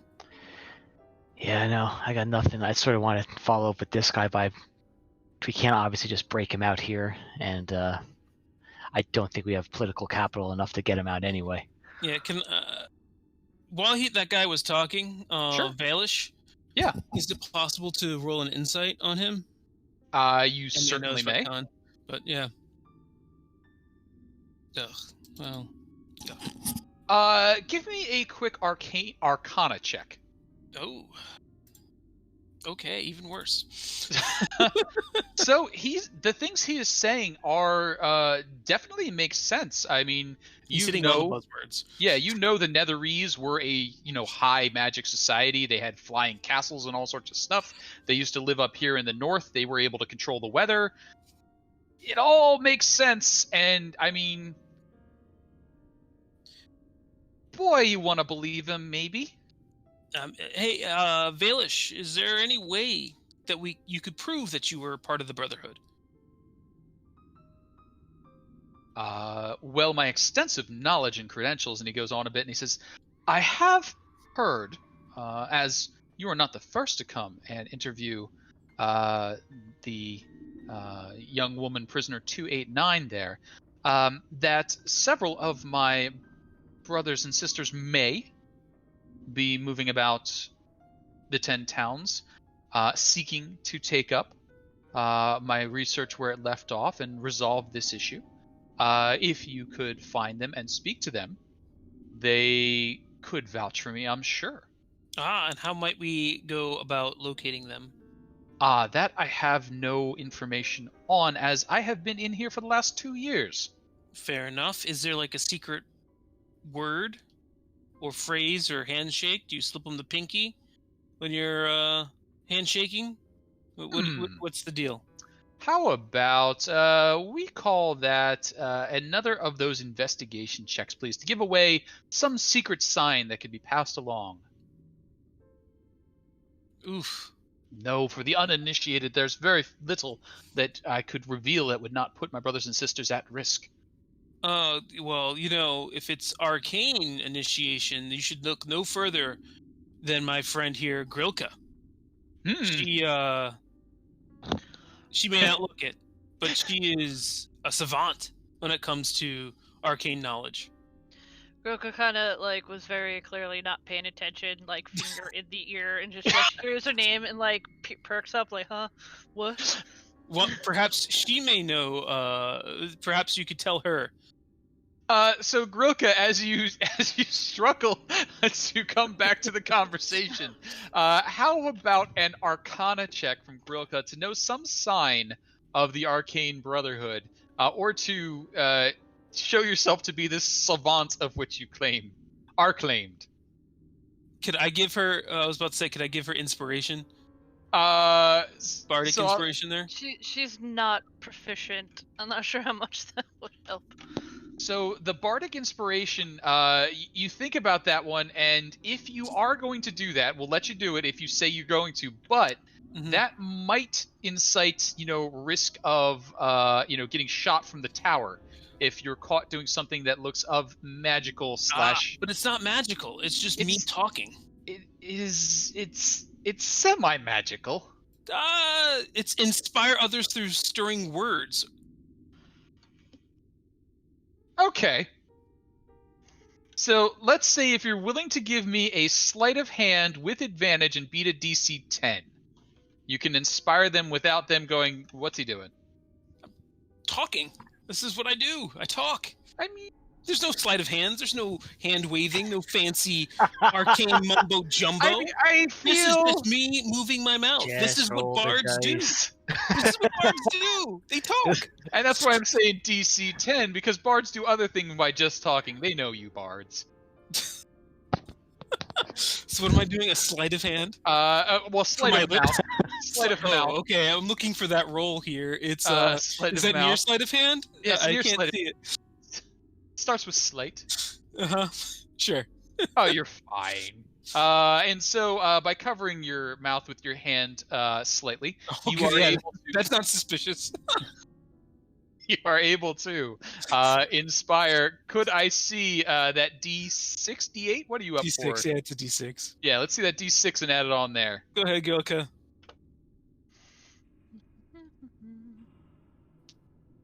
The old sleight of mouth roll. Old sleight of mouth roll. Rocking in at a 17. Grilka, As you press your memory, you do manage to remember something that probably some terrified Arcane Brotherhood offender in the past tried to convince you not to squish them because of. And you give if they do this, they're Arcane Brotherhood, and the prisoner goes, oh, well, actually, yes. If they do that, that's a bit of a plea for mercy amongst us, but I don't know why you would have seen something like that in the past. She just smirks.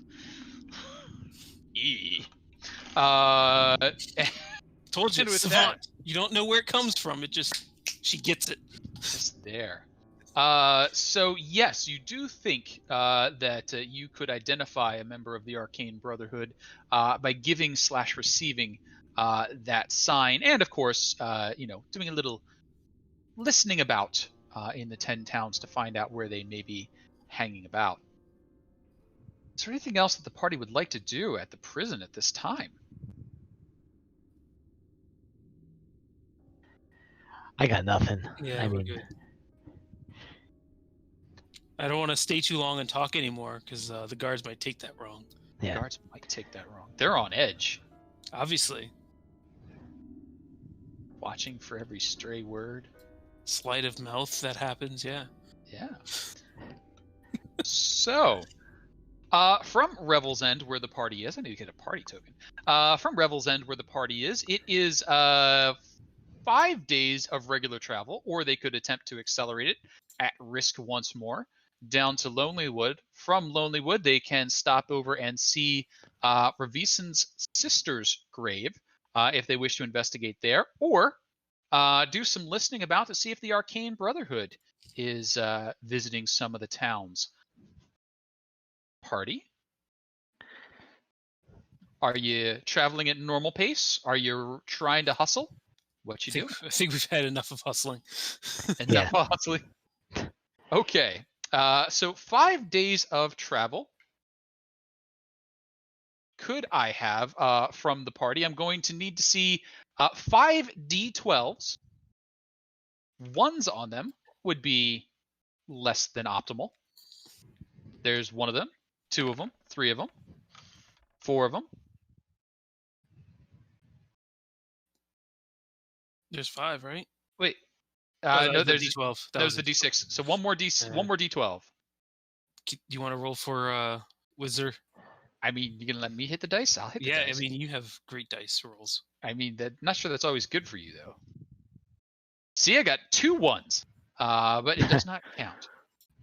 And so 5 days later, the party arrives back at Lonelywood. Today is now the 94th day of the year.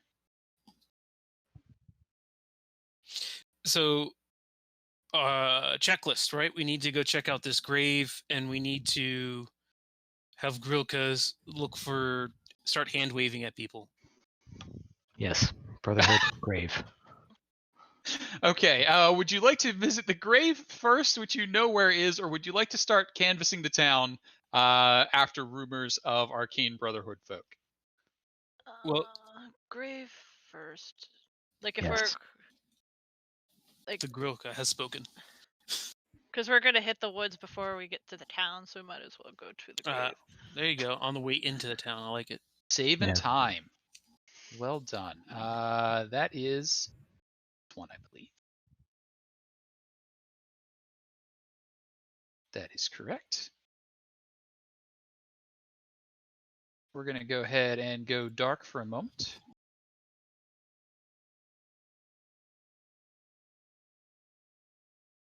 Womp-womp.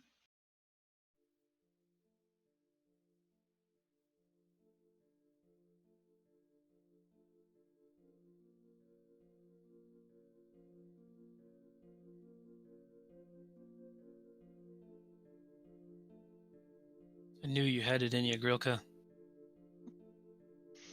You're just a natural born arcanist. You just didn't know it. Athy saves the day once again. Whether it be through Frigga or Grilka, Athy saves the day. such things waited. All right, let's go ahead and open this up. Let's open this up. Open this up. Ba-bum-bum.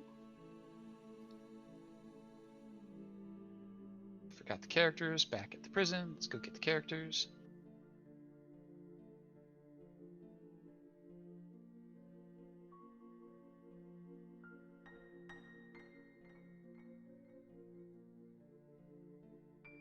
And let's make the characters the right size.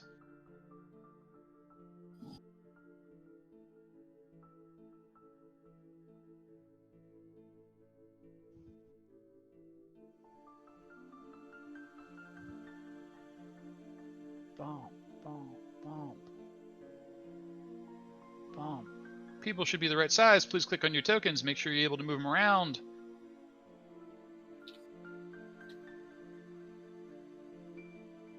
Excellent.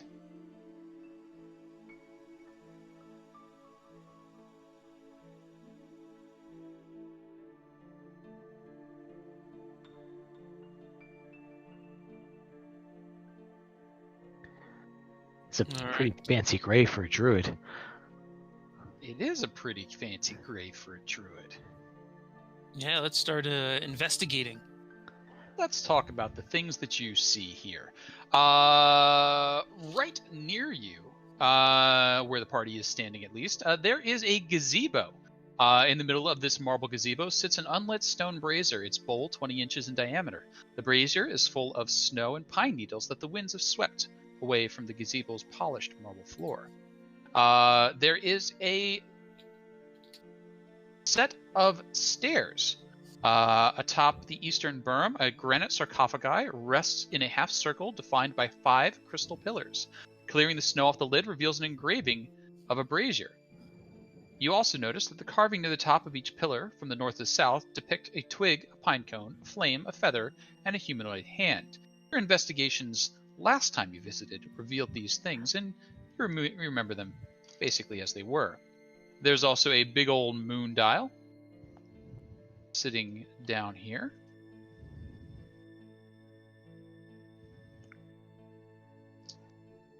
And when you discovered the druid, you discovered her huddled against this sarcophagus last time. You did not go back in here through the rubble. Down to the south, you've got some trees, you got some statues, and what else we got? Elven statues, 6 elevated marble statues arranged in a linear to depict a slender, robed figure facing northwards. The engraving on their face has been worn away by the wind, but the ears are pointed, making them identifiable as elves. So that's got you covered for the gazebo, the sarcophagi, the elven statues, and this big old moon dial. What all is the party doing?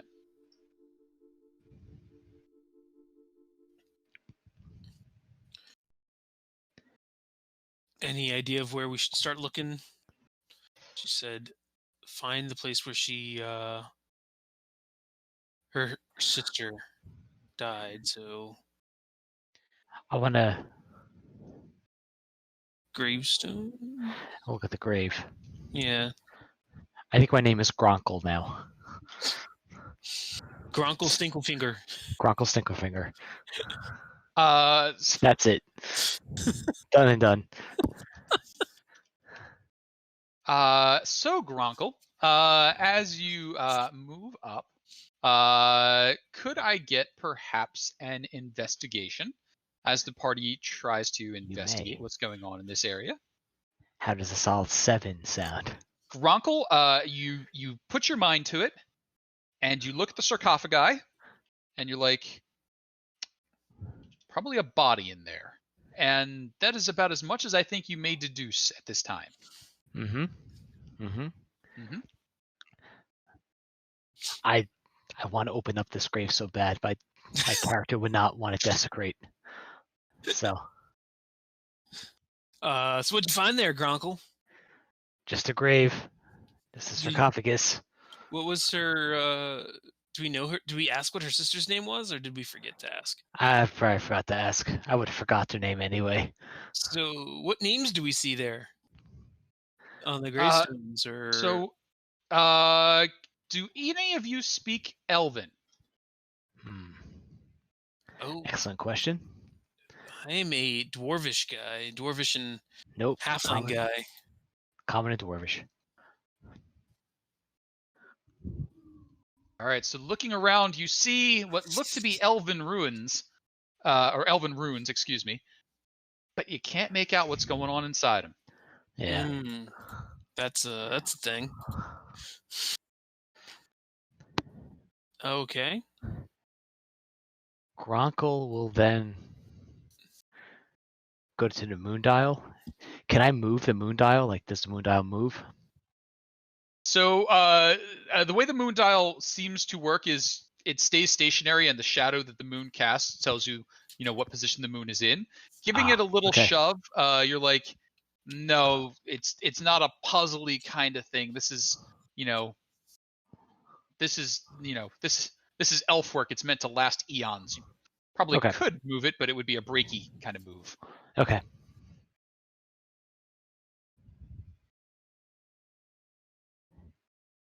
Hey guys, maybe we should go search the rubble. Why? Okay, so we clearly can't read. None of us can read, which is a problem. And you're just looking at pretty shapes there. So why don't we look for clues of where this person died? Right?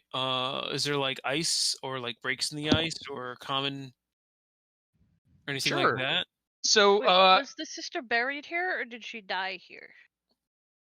So you didn't get a solid description of that. You believed that this sarcophagi is Revusin's sister. Gronkle has now cast eyes upon the sarcophagi and says, "Yep, that looks like a sarcophagi." But could I have whoever's doing the next pass at the investigation give it a shot? I'll take the Gronkle. case. Yes, that is indeed a sarcophagus. That is indeed a sarcophagus. Does not So- know what a sarcophagus is. Does Ree, not know a hey sarcophagus. Ree, do you have a better hold understanding on. of this? I actually do. I didn't Ree has think a great deal of experience with coffins. Who knew? Like that looks like a Lux B model. Haven't seen one of those. in Discontinued 40. last year. Yes. So Ree, this would absolutely not be the resting place of what looks like a commoner, at least based on the conversations with Revusin so far. And Revusin is not old enough to have a sister that was buried here. So if Revusin's sister's body is in there, it should not be. Inspecting the area, you do notice there is some damage to the north face of it. So on the north side, there is some damage. It looks as though it is the shadow of a person huddled against it.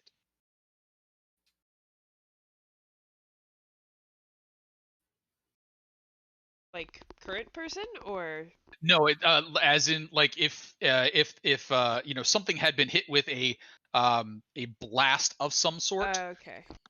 the shadow of that person was left there. How about an Arcana? Oh.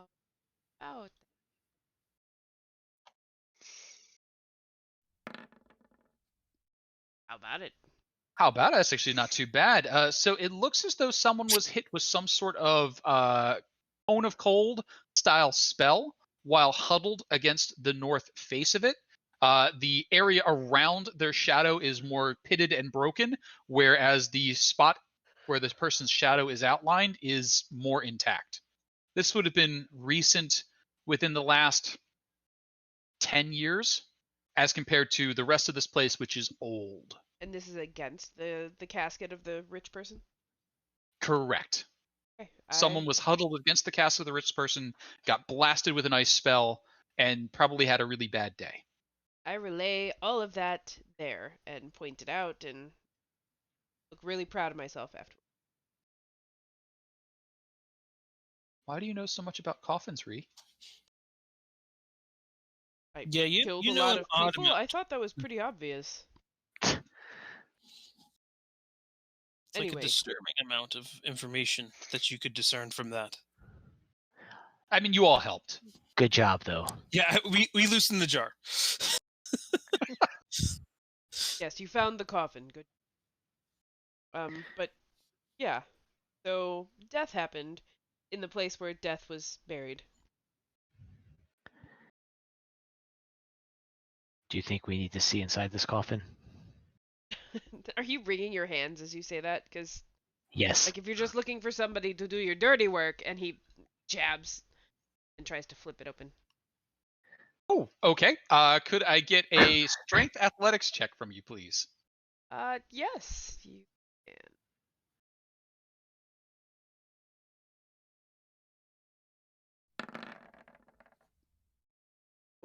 Oops. So you sort of like jab, and I imagine you have some Ugh. sort of, like you're using a pry bar. You maybe actually Crowbar. have a crowbar, something, and you're like, "Ugh," and you can see that it has moved a little, but someone else is going to need to help you. I think we need to see a total of 20 to get this lid moved. You can keep helping at a 9, or you can reset and try again if you wish. Can I can I tag I in will help. Grilka or somebody else to help? I'll help. I'll help. And I'll Bahamut give some forgive me. inspiration. I'll give some inspiration No, here. don't get your hands dirty. Come on. Gronka and Grilka, Gronkle and Grill. That is so hard. No. I love it. Let's speed it up. Gronkle and Grilka are able to hoist that lid, and as they do, you can see inside a figure wrapped in numerous bits of cloth. Looks like anything that they could to keep that figure warm. At the foot, kind of crunched up away from it, the embers of a fire. It looks like maybe someone was trying to shelter within it, but that pile of rags and torn cloth begins to move toward you. As they do, I'm going to go ahead and bring up the turn order. I'm going to ask everybody to click on their tokens I and told you roll this was a bad idea. themselves They are definitely into not initiative. dead. Not dead. Hereish. Oh yeah, I would have been.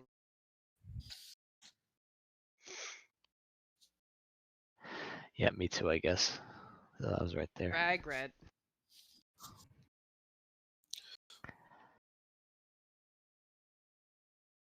And oh, did I get rid of Gronkle somehow?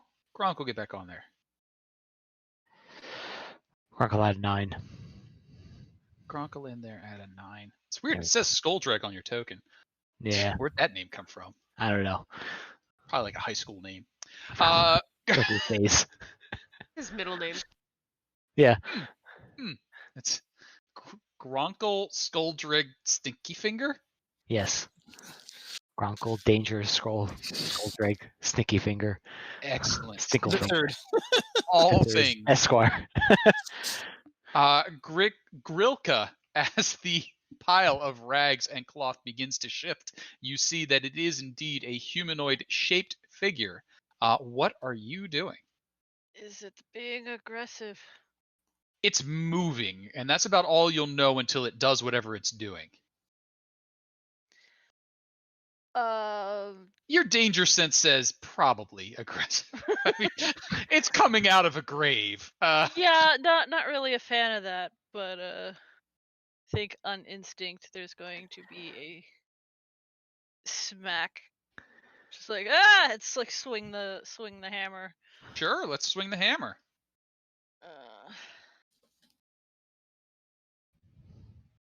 That doesn't- 10 is not a good hammer swing. no. Grilka, anything else?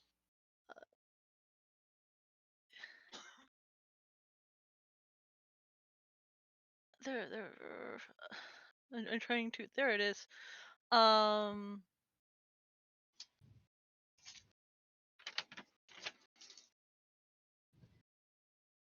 On the miss, she'll kind of just like jut forward with her horns as like the if you'll would you allow I'm not sure if it'll work. Or would natural weapons like her horns, because like part of her minotaur thing, she could use her horns as a weapon. Would they count as doing like a bonus action attack with, since they're attached to her head? I'm not sure if that counts mechanically. So your maul is two-handed. I believe so, yes. So you would not have it. You would not have an air quotes hand free to do a bonus action offhand has a attack head. unless you were like a monk. But it's on her head. That's the question. Yeah, Does but it need an extra hand? you don't have an offhand attack with a two-handed weapon. Is my only. Okay. Unless your headbutt attack is a bonus action. Is your headbutt attack a bonus action? It just says that I could use them as a natural weapon.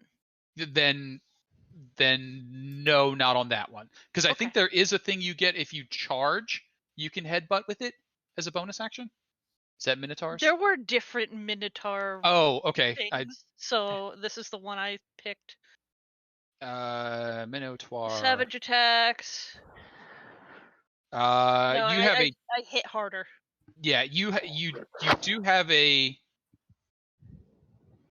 Then hits with a gore. That's a gore attack. I have savage attacks, relentless endurance, and natural weapon. Yeah, so your gore. I don't have the charge one. But gore is your natural attack, right? No. No, it just says here. This is the.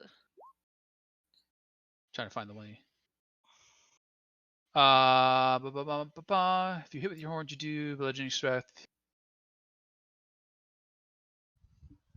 I'm gonna say for right now, no, but we can look at that one a little bit later.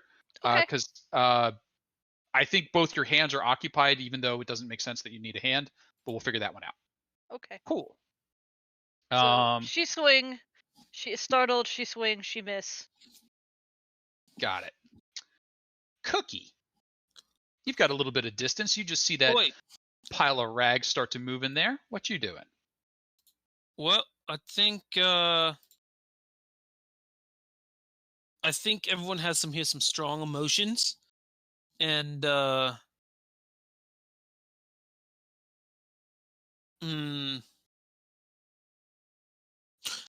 trying to think if I can calm this down. Yeah, I think I want to try calm emotions on this.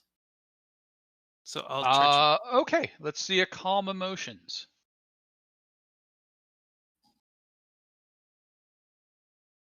Each humanoid. Is it a humanoid still, though? It is not. So you know what? Give me an Arcana real quick. And if you do a 10 or better on the Arcana, 20. So you go to cast it, you look up at the thing, you're like, oh, there's probably not enough left, so give me something else to do. All right. Well, I mean, it's pretty dark out here. So I think I want to make it light up like a Christmas tree. Sure. Oh.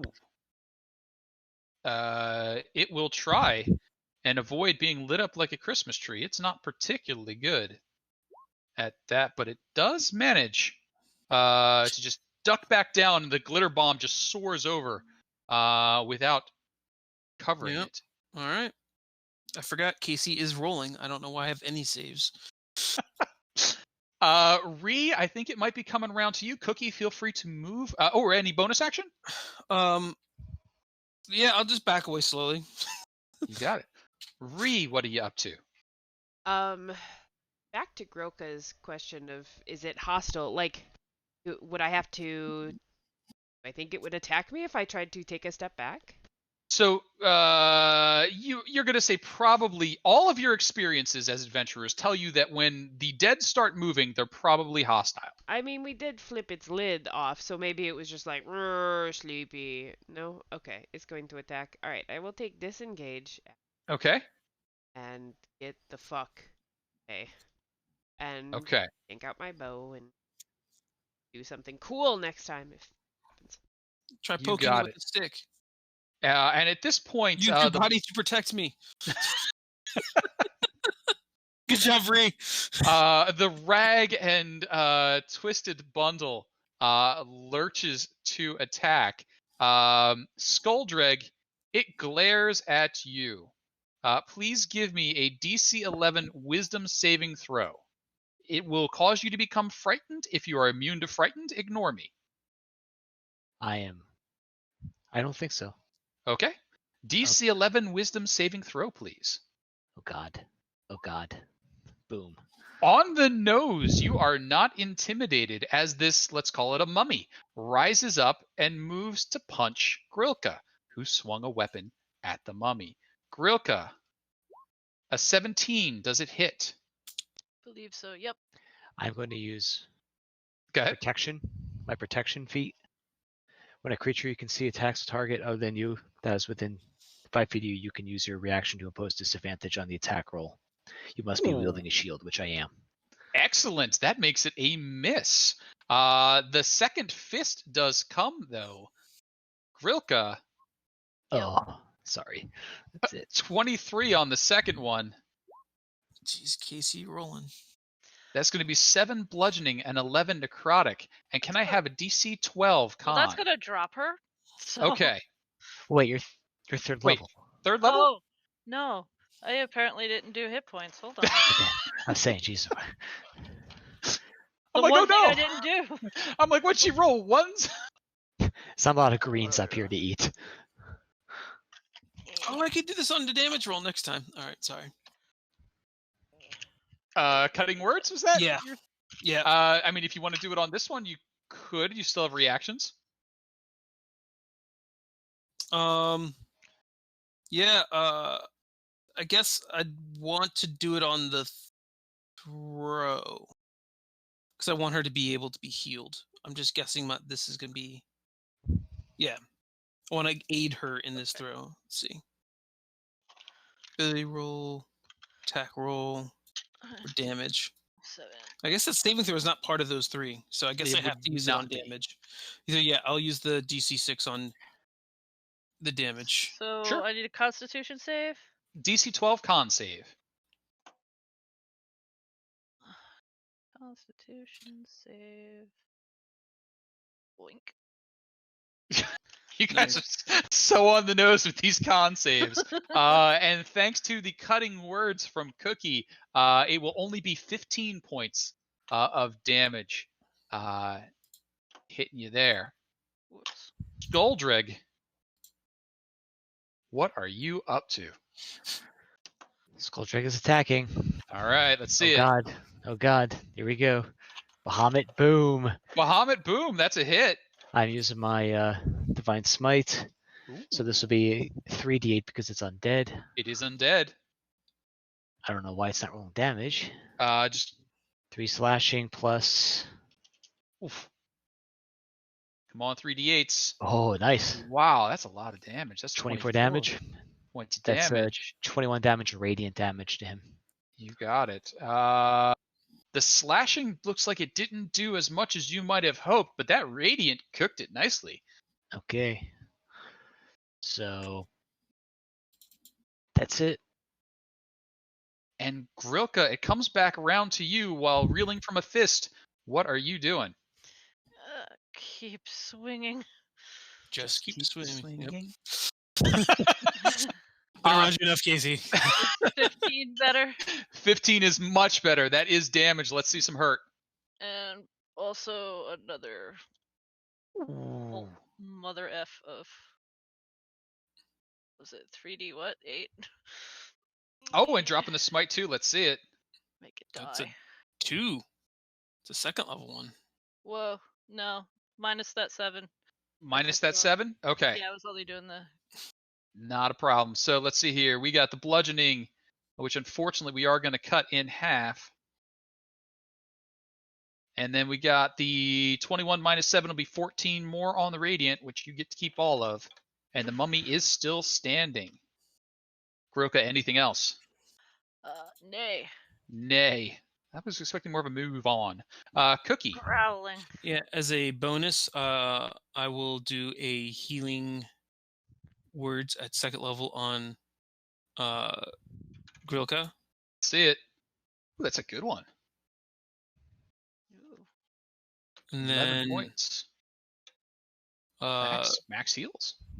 I will come in and try for some slash G. All right, let's see it. I guess piercing. Ooh, that's a good piercy. It's a real good piercy. That is 14 points of piercy damage. It does get bumped down a bit, but that's still starting to poke a lot of holes in this mummy. Cookie, anything else? I'm afraid to disengage. So, that's, don't hit me. Don't hurt me.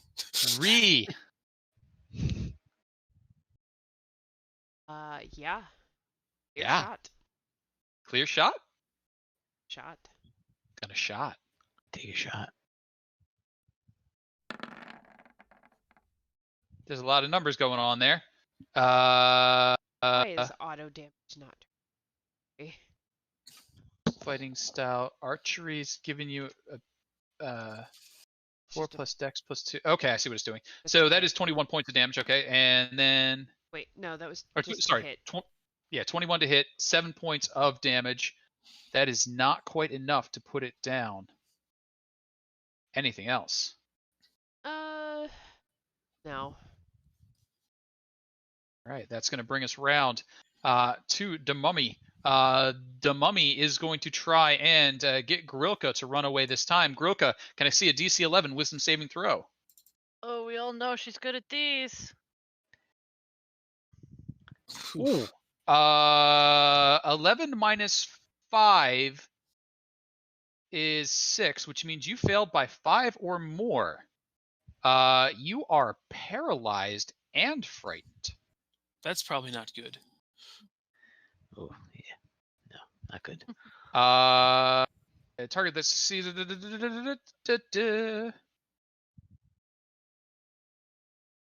until the end of the mummy's next turn. A paralyzed creature, I believe, is going to give advantage on these attacks. Grilka, the rotting fists come down with advantage. A 22 for 20. That's a lot. A 24, which Skuldrig, if you wish to intercept, you may. Skuldrig hasn't had a turn again yet? Yes, you have. Not yet. You had one just after, I so did, you have yeah. your reactions back. Yeah. Good. I was going to ask you that. Yes, I will do that. So it's a 9. That is a 9, and that will miss. She's still standing. Goldrig. Okay. Here we go. This is for all the marbles. 16. 16s are a hit. And with Divine Smite, 3d8. Drop this bastard. Oh, that sucks. So It's all right. 9, With the 9 smite radiant. was enough. The mummy crumbles and falls. Bahamut be Congratulations. praised. Bahamut be praised. With that, you're able to take a little more time and investigate the site. It looks as though someone was attempting to shelter within this sarcophagi, likely the sister of Ravinsa. And a small fire had been built at the base. Something had gone wrong, though, and that cold blast attacked, sealing the sister inside the sarcophagus, as well as killing Ravinsa, though Ravinsa lived. So something else must have gone on there. You've heard that those kissed by Auriel are saved from a cold or freezing death. So that is likely what happened here. There is still a bit of space left unexplored back in the caverns there, if you wish to continue on. Party, you feeling brave, or is that satisfactory enough? I mean, I'm feeling brave. I'm feeling brave. Learn what learn? I don't think so. I think I want to see what else. I'm going to give You get some. 15 points of land hands. You know, a little touchy. And Grilka, you are no longer stunned or frightened as the effect wears off. You are able to, if you wish, go into the crumble down area over here. Let's go. Yeah, let's do it. Grilka will Bronco crush leads the the way. mummy's skull before heading after. There you go. Double tap. Double tap indeed. And as you head over in that direction, you see a spacious chamber tucked under a hill strewn with bones. Holds the sleeping forms of several harmless animals: foxes, hares, goats, owls, wolf pups, and young bears.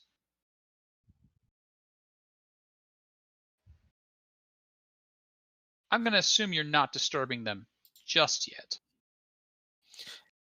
Those are just sleeping forms. Do they look like animals that are hibernating? How about some sort of animal handling check? Or nature check. Okay. I'll try nature. Nailed it. Oh, so you check them out and you realize there are things laying here that don't hibernate. Goats don't. Wolves only barely. They might sleep a little more soundly, but only the bears really hibernate. This is unnatural. And looking about from the amount of snow that has swept in and piled up against them, they should not be doing this. That's not, certainly not together, and even not individually. So I'll hey guys, something's rotten here. These things are hibernating when they shouldn't. Do we want to risk going down deeper and being trapped and flanked by these things, or do we want to try to resolve this animal situation now? Or, hear me out, there's a food shortage going on. Maybe if we don't disturb them, they won't bother us. Yeah. They sleeping or they dead? I feel like they are sleeping by sleeping. magical means. Yes. Good assessment. Because they're not supposed to be sleeping. That means we're on the right track. Could be. It could be that we get engaged in something that put them to sleep, and then all of a sudden, here comes a wolf, a bear, and a deranged bunny rabbit trying to get us.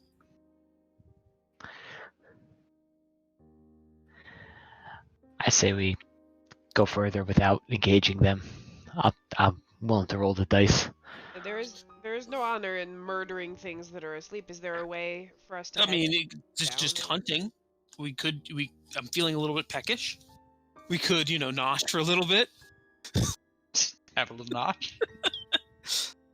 Tell you what, if the food to be is the future food is still here when we get back, you can kick it awake and then chase it down, because that is sports. All right. Is there any snow nearby? Maybe I could push the snow on top of them to make sure that they don't get away very easily. Okay, I feel like we've now passed nature and we're into animal handling. Could I have an animal handling? You have to touch the animals. No, see? Okay, so I'm touching the snow. I so mean, not you the start animal. you start like making the pile around the animal, and you just see like it flop over, and you just like reach out and you put it back, and then you realize you can pick these up and move them around. There's no waking these in any reasonable fashion. The young bears they're young bears. They're still, as heavy as you are probably, but you can position these any way you would want. They're just Okay. a forcibly asleep animal. Okay. Well, I mean, they're quite big. We don't have the time, so I'll I got a little ahead of myself. I'll come back to my senses, and we can go down into the chamber. Sure. Let's So you go. got two sets of stairs available to you.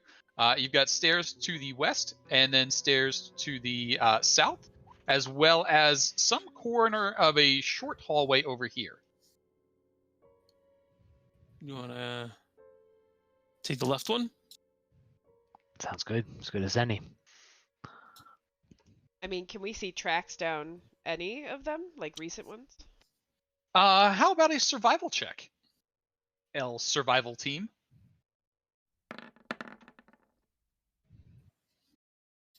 No. You moved the snow. Why'd you touch the fucking snow over here? Blaming me for your inadequacies. How about you, Grilka? What do you think? I think what Grilka finds is that you have moved the snow. But no, there hasn't been a visit to this area within probably a year. So all of the snow was moved about by the wind since then.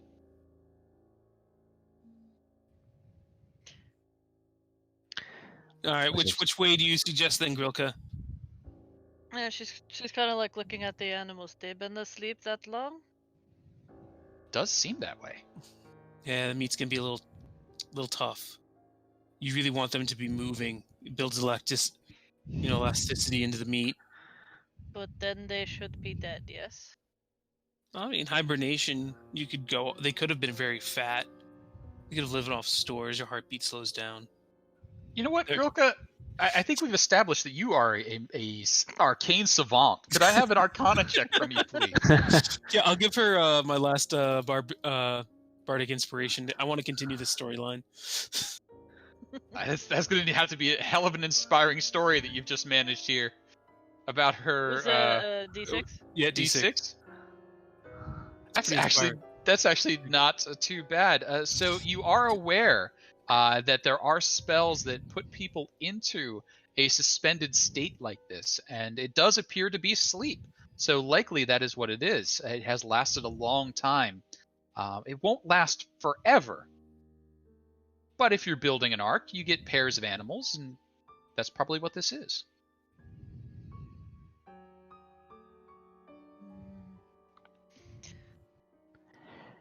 Then I guess anyway, it's as good as any.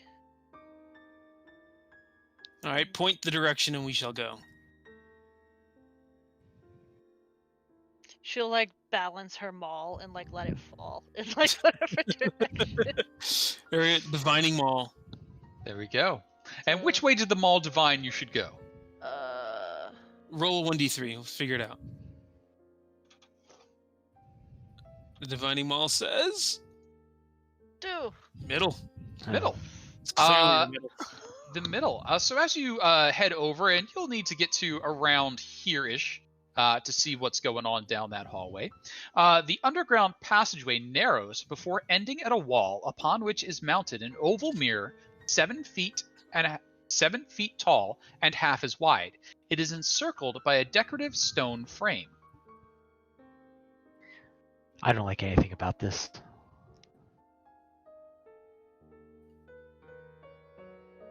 A decorative stone frame. Is there anything else in the room? I mean, you said a mirror and a decorative stone frame. Is there So, any, knobs so basically, it comes to an end here, Mm-hmm. and then there's that big oval mirror right there. All right. So what happens when Ree stands in front of the mirror?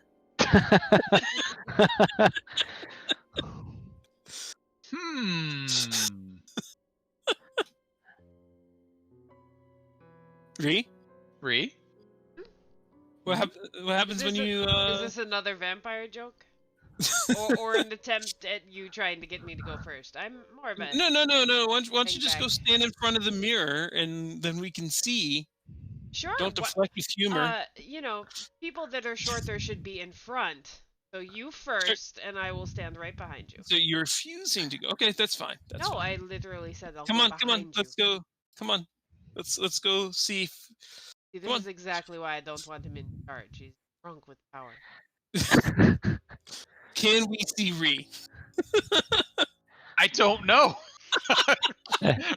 so step one, Ree, do you have a reflection? Yeah, yes. Okay. I just lean into his ear and go, boo. I jump. Okay, so step one, Ree has a reflection. Step two, you only faintly see Ree and Cookie reflected in the mirror. Its surface is not a smooth reflecting surface. It almost looks like liquid that is casting a reflection back to you now that you're up to it. You would suspect there is likely some magics at work here, but whatever those magics aren't currently active. can I try the always scientific poke it with a stick? You could try the always scientific poke it with a stick. Could I see an Arcana check from you, Cookie and Stick? Sure, it's gonna be my dagger. And you said Arcana? Arcana, please. Yeah, I mean clearly. Though I may have the highest Arcana, this isn't my this isn't my sphere. So I'm pretty sure what happens here is you get right up to it, and then you just over poke, and you just hear, and the mirror just falls to pieces on the ground. It was not liquid. It was not liquid. Congratulations, you have deduced that. All right, let's desecrate the next chamber. Yeah. Killing it. We're killing it, team. Yep, if that mirror was evil, we certainly killed it, and let's move on. I said we go down here. All right. Heading down south reveals a door. The stone door to what you would assume is a tomb is engraved with a white semicircle. I want to use Divine Sense and see if there's any more undead lurking around. Sure, let's see a Divine Sense. And just a quick Divine Sense question. I believe it says something about if it's fully concealed or obstructed from you, it doesn't work. You have to kind of have line of sight or something. Is that Divine Sense, or am I thinking of a different one? Here's what I'm reading from the player's handbook. The presence of strong evil registers under senses like a noxious odor, and powerful good rings like heavenly music in your ears. As an action, you can open your awareness to detect such forces. Until the end of your next turn, you know the location of any celestial, fiend, or undead within 60 feet of you that is not behind total cover, as Casey has just mentioned. Okay, so you know that you would at least need to crack the door open. So the door being shut would stop it. All right, I'm good. Good. Guys, hang back. I'm going to crack the door open and see if I can detect undead. I'll be right back. I'm going to crack the door with my battle axe. Okay. Just Inside, yeah. you get just a momentary glimpse of a circular chamber. It's got a domed ceiling high above. It's got light coming down from inside, so your dark vision can see just a little bit of light coming in from the dim light outside, and that light is landing on a rectangular stone sarcophagi. Okay. You shut the door real quick. You're like, okay, I didn't register any undead, but if it was inside the sarcophagi, which is providing total cover, the lid was on, peek again, yep, the lid was on, you still wouldn't know. Okay. I'll tell them there's another sarcophagi in there. I don't know if it's undead or not. Do you want to go inside or nah? Yeah, let's go inside. That's all I was hoping to hear. So let's go.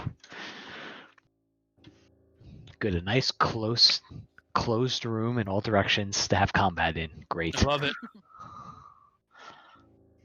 And so you have made your way inside a circular chamber, intricately carved, dome ceiling 20 feet high, a beam of light shining down from the top of the dome. Now, beam of light being a little bit muted because it's only dim outside.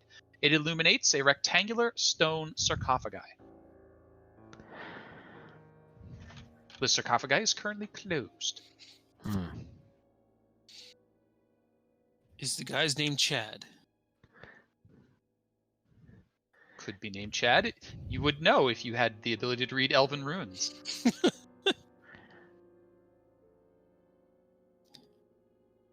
So we open this bad boy or what? I'm here for adventure. I mean, we gotta see what's in. She'll just step forward and try to pull the thing open. Okay, if previous sarcophagi were to be believed, you'll need a combined strength athletics of 20. So Grilka, go ahead and set the bar. Athletics. Grilka's got it like 75% of the way. Somebody just needs to come give it the shove. And Gronkel provides that shove, making a total of 21. As the sarcophagi slides open, you see that there is indeed a withered cadaver inside. However, that one does not look to be moving. Could I have a medicine check from anybody who has a reasonable sense of what dead figures look like. I have a +1. Me too. I mean, everybody I feel like went and looked back at me when it looks dead. So Ree, you sort of look forward, you give it sort of an up-down real quick, and elven, but you can't really suss out more than that. What type of elf it might have been, gender, those things have all sort of faded away in time. But inside the sarcophagi is also an unstrung bow, 6 silver arrowheads, and a wooden cup with a winged fish etched in the side. Excuse me, pardon me. Excuse me. Pardon. Mine? Yes, those are yours. I mean, I don't want the cup. Here, Cookie, for drinking the blood of your whatevers. Drinking blood, that seems like your kind of deal. For the 4th time today, I am not a vampire. Whoa, ha, ha, ha. I mean, that's the first time you said that out loud. Just double check. Ree, did Grunkle McStingy Fingers Danger Johnson undead detection trigger from you? It did not. Okay. So Gronkle, whatever. You got a Gronkle. good feel. The Gronkle. Gronk. DeGronk? The Gronk. Okay. Gronk, there's no one dead around. Got it. So yes, if you wish, you may add 6 silvered arrows to your inventory, as well as a bow and a wooden cup with winged fish etched into the side.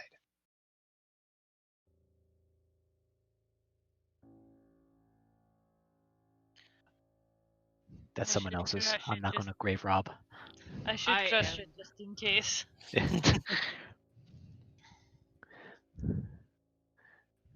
All right. And with that, we have one hallway left unexplored, Let's go. or we could call it a day. Let's just finish the 3rd one. Let's just get it done. Yeah, that's fine. Once more, you walk up to a doorway. Upon it, a half moon semicircle, one side filled, the other side empty. Opening Alright. that door. Puzzle time, so Gronk is stepping back. Anyone here book smarts? Well, we still can't read the elven. I Alright. feel like we had an elven druid that was going to fill this role. Guys, I'll get free eventually. He says as Is his he tongue is applying still to other stuck to groups? the pole. Yeah. Eventually, the door is opened. Whoop, whoop. Great. And circular chamber, intricately carved dome overhead, similar to the one you saw before. Beam of light shining down. However, this one is illuminating a stone sarcophagus upon which a work table has been laid out. Someone has turned this tomb into a living quarters. Rack of dry herbs and an unfurled bedroll fill the place. Okay, guys. Looks like Chip and Joanna Gaines got in here.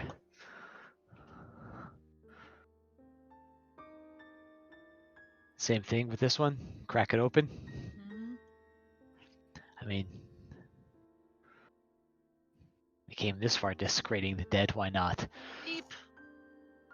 Oh, So you guys have got it. It's just not quite going. Anybody come over and give it that final Alright. push? I got it. There you go. I don't got it. I don't got it. Cookie just gives it that little bit of I push don't so got that you it. can I all don't got three stagger across. Cookie, could you please move into position for reasons? uh-oh. Yep. Ree, we need you. I'm good. Wait, what? Ree, What? come on. What? Ignore the mummy icon right there. We need you to open the sarcophagus with us. Oh. Screw It's you, funny I think that you've you got mentioned- enough.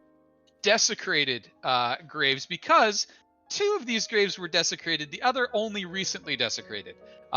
This one, as you stir it after having been remade into a workbench, which is not exactly a dignified position for a sarcophagi to be, the mummy does raise. Ugh. As the mummy rises, I'm going to need everybody to go ahead and put themselves back into turn order, and we'll add our friendly mummy. Oof. Finally, the Gronk. What? I've been crushing these rolls, and now it's reversed. Nothing but ones. But the Gronk does come up on top, it seems. Let's see here. Did we get everybody proper? 2014. Mummy in Just an to be clear, 18? we needed Ree to open this sarcophagus, right? I'm sure. No.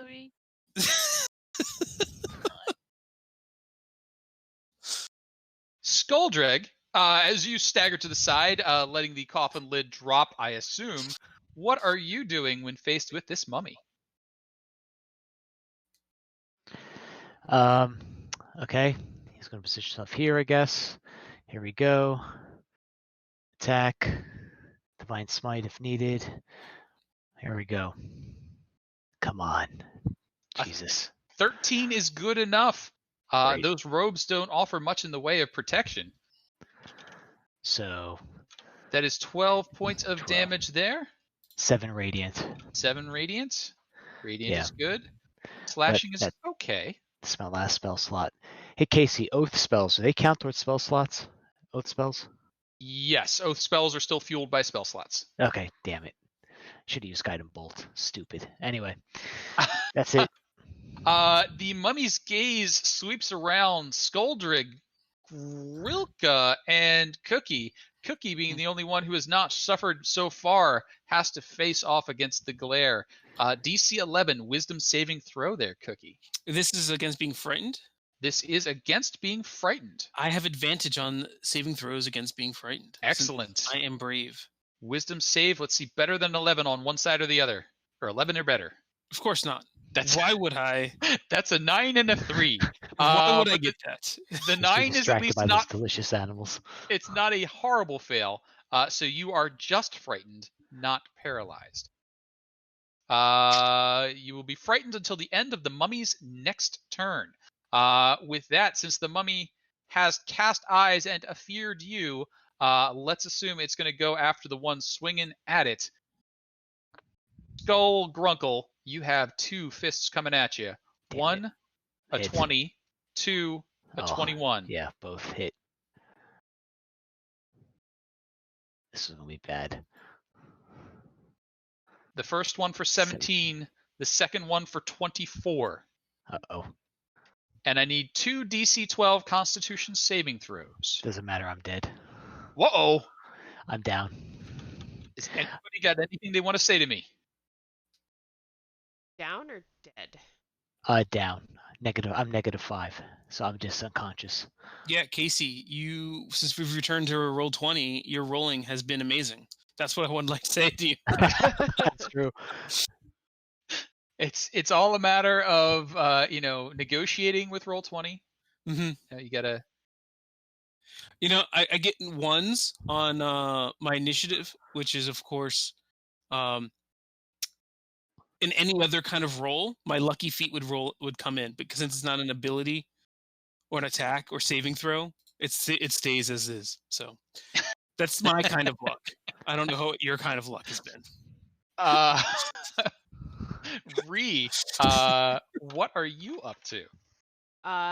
Yeah, seeing my good friend Rakonkle Skullcrig go down, I'm gonna move in.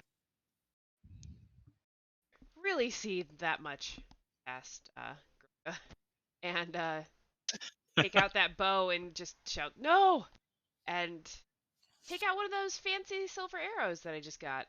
Sure. They're like, what can you do? What can a fancy silver arrow do? With an 11, it can do just enough. That does work and do full damage.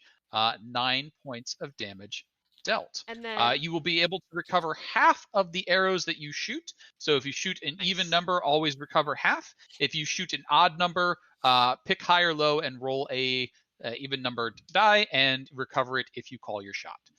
Okay. Anything else? Yeah. It's been a while since I've played, anything with an action surge and like a bow thing. There's no like reload on anything besides a crossbow, right? Correct. So if I action surge, I can shoot again. Absolutely. And did that look like it did extra damage or something? Just besides... it did the right amount of damage, not half damage. Oh, which is what my first arrow did. Yes. Okay. That looked like it felt awful in action surge. Counts as magical for overcoming resistance, but a 10 Oh fuck. is not enough. So And that close. arrow just bounces against the wall. Okay. That's it. That's all I got.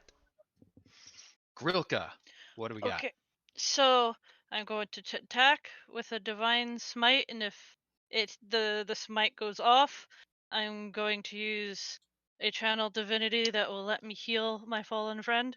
Ooh, okay. So let's hope this hits. Smack. 16's a hit. That's a 10 beefy hit.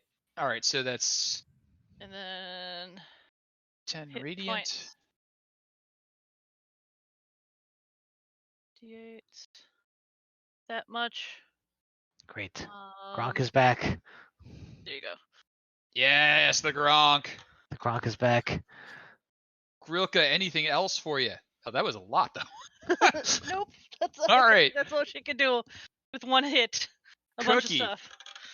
Okay, since he is up, I want to light this. I want to try lighting up this mummy.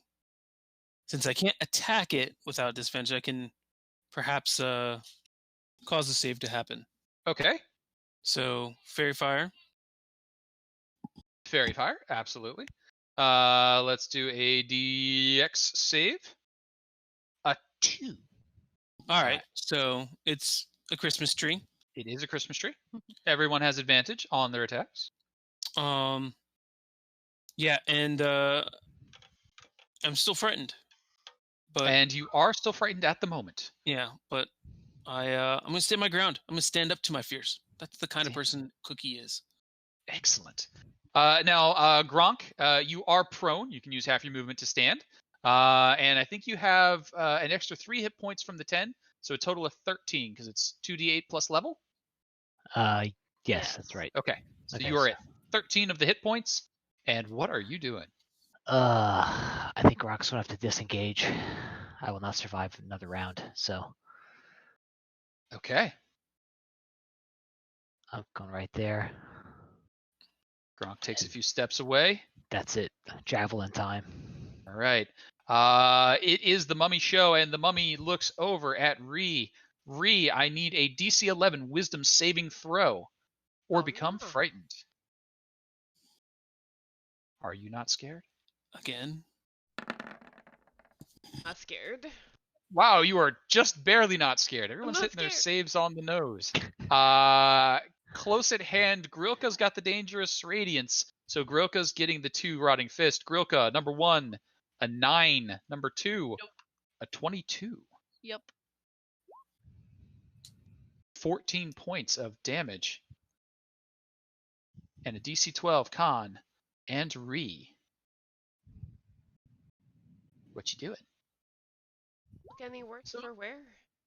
What is the... Ooh, Ree. You have mummy rot. I do? No, sorry. Grilka has mummy rot. Can't regain hit points. And 3d6, 24 hours, curse reduces, blah, blah, blah, blah. You guys would very much like to get to a remove curse spell quickly, but that will not have any impact immediately other than cannot regain hit points. So Ree, what are you doing? I'm shooting. Okay. Another fancy arrow. Another fancy arrow. Fancy arrow number 3. 17's a good hit. 10 is solid damage. Does not drop the mummy yet, though. die. Doesn't want to. Okay, that's it. Is that a disease or is that a curse? No, that's a curse. That is a curse. Okay.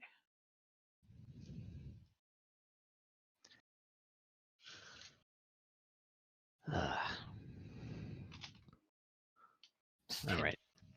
Grilka, what you up to? Continue to hit Continue to hit. it. That is a good hit. That's good bludgeoning damage. It's holding on to the.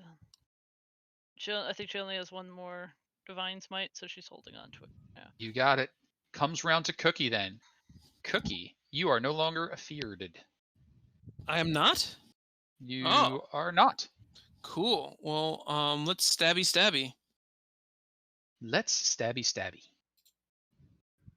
With Um, advantage. With advantage, that's right. So I'll roll again. That is at least a hit, but not a crit, so let's see some damage.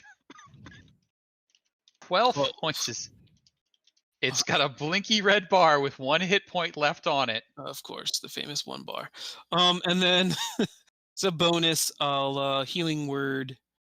I guess I can't do Grilka, so it will be Gronkle.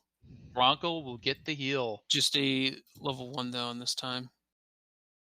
So just 4 more. Gronkle, 4 Thank you. points of healing comes pouring into you.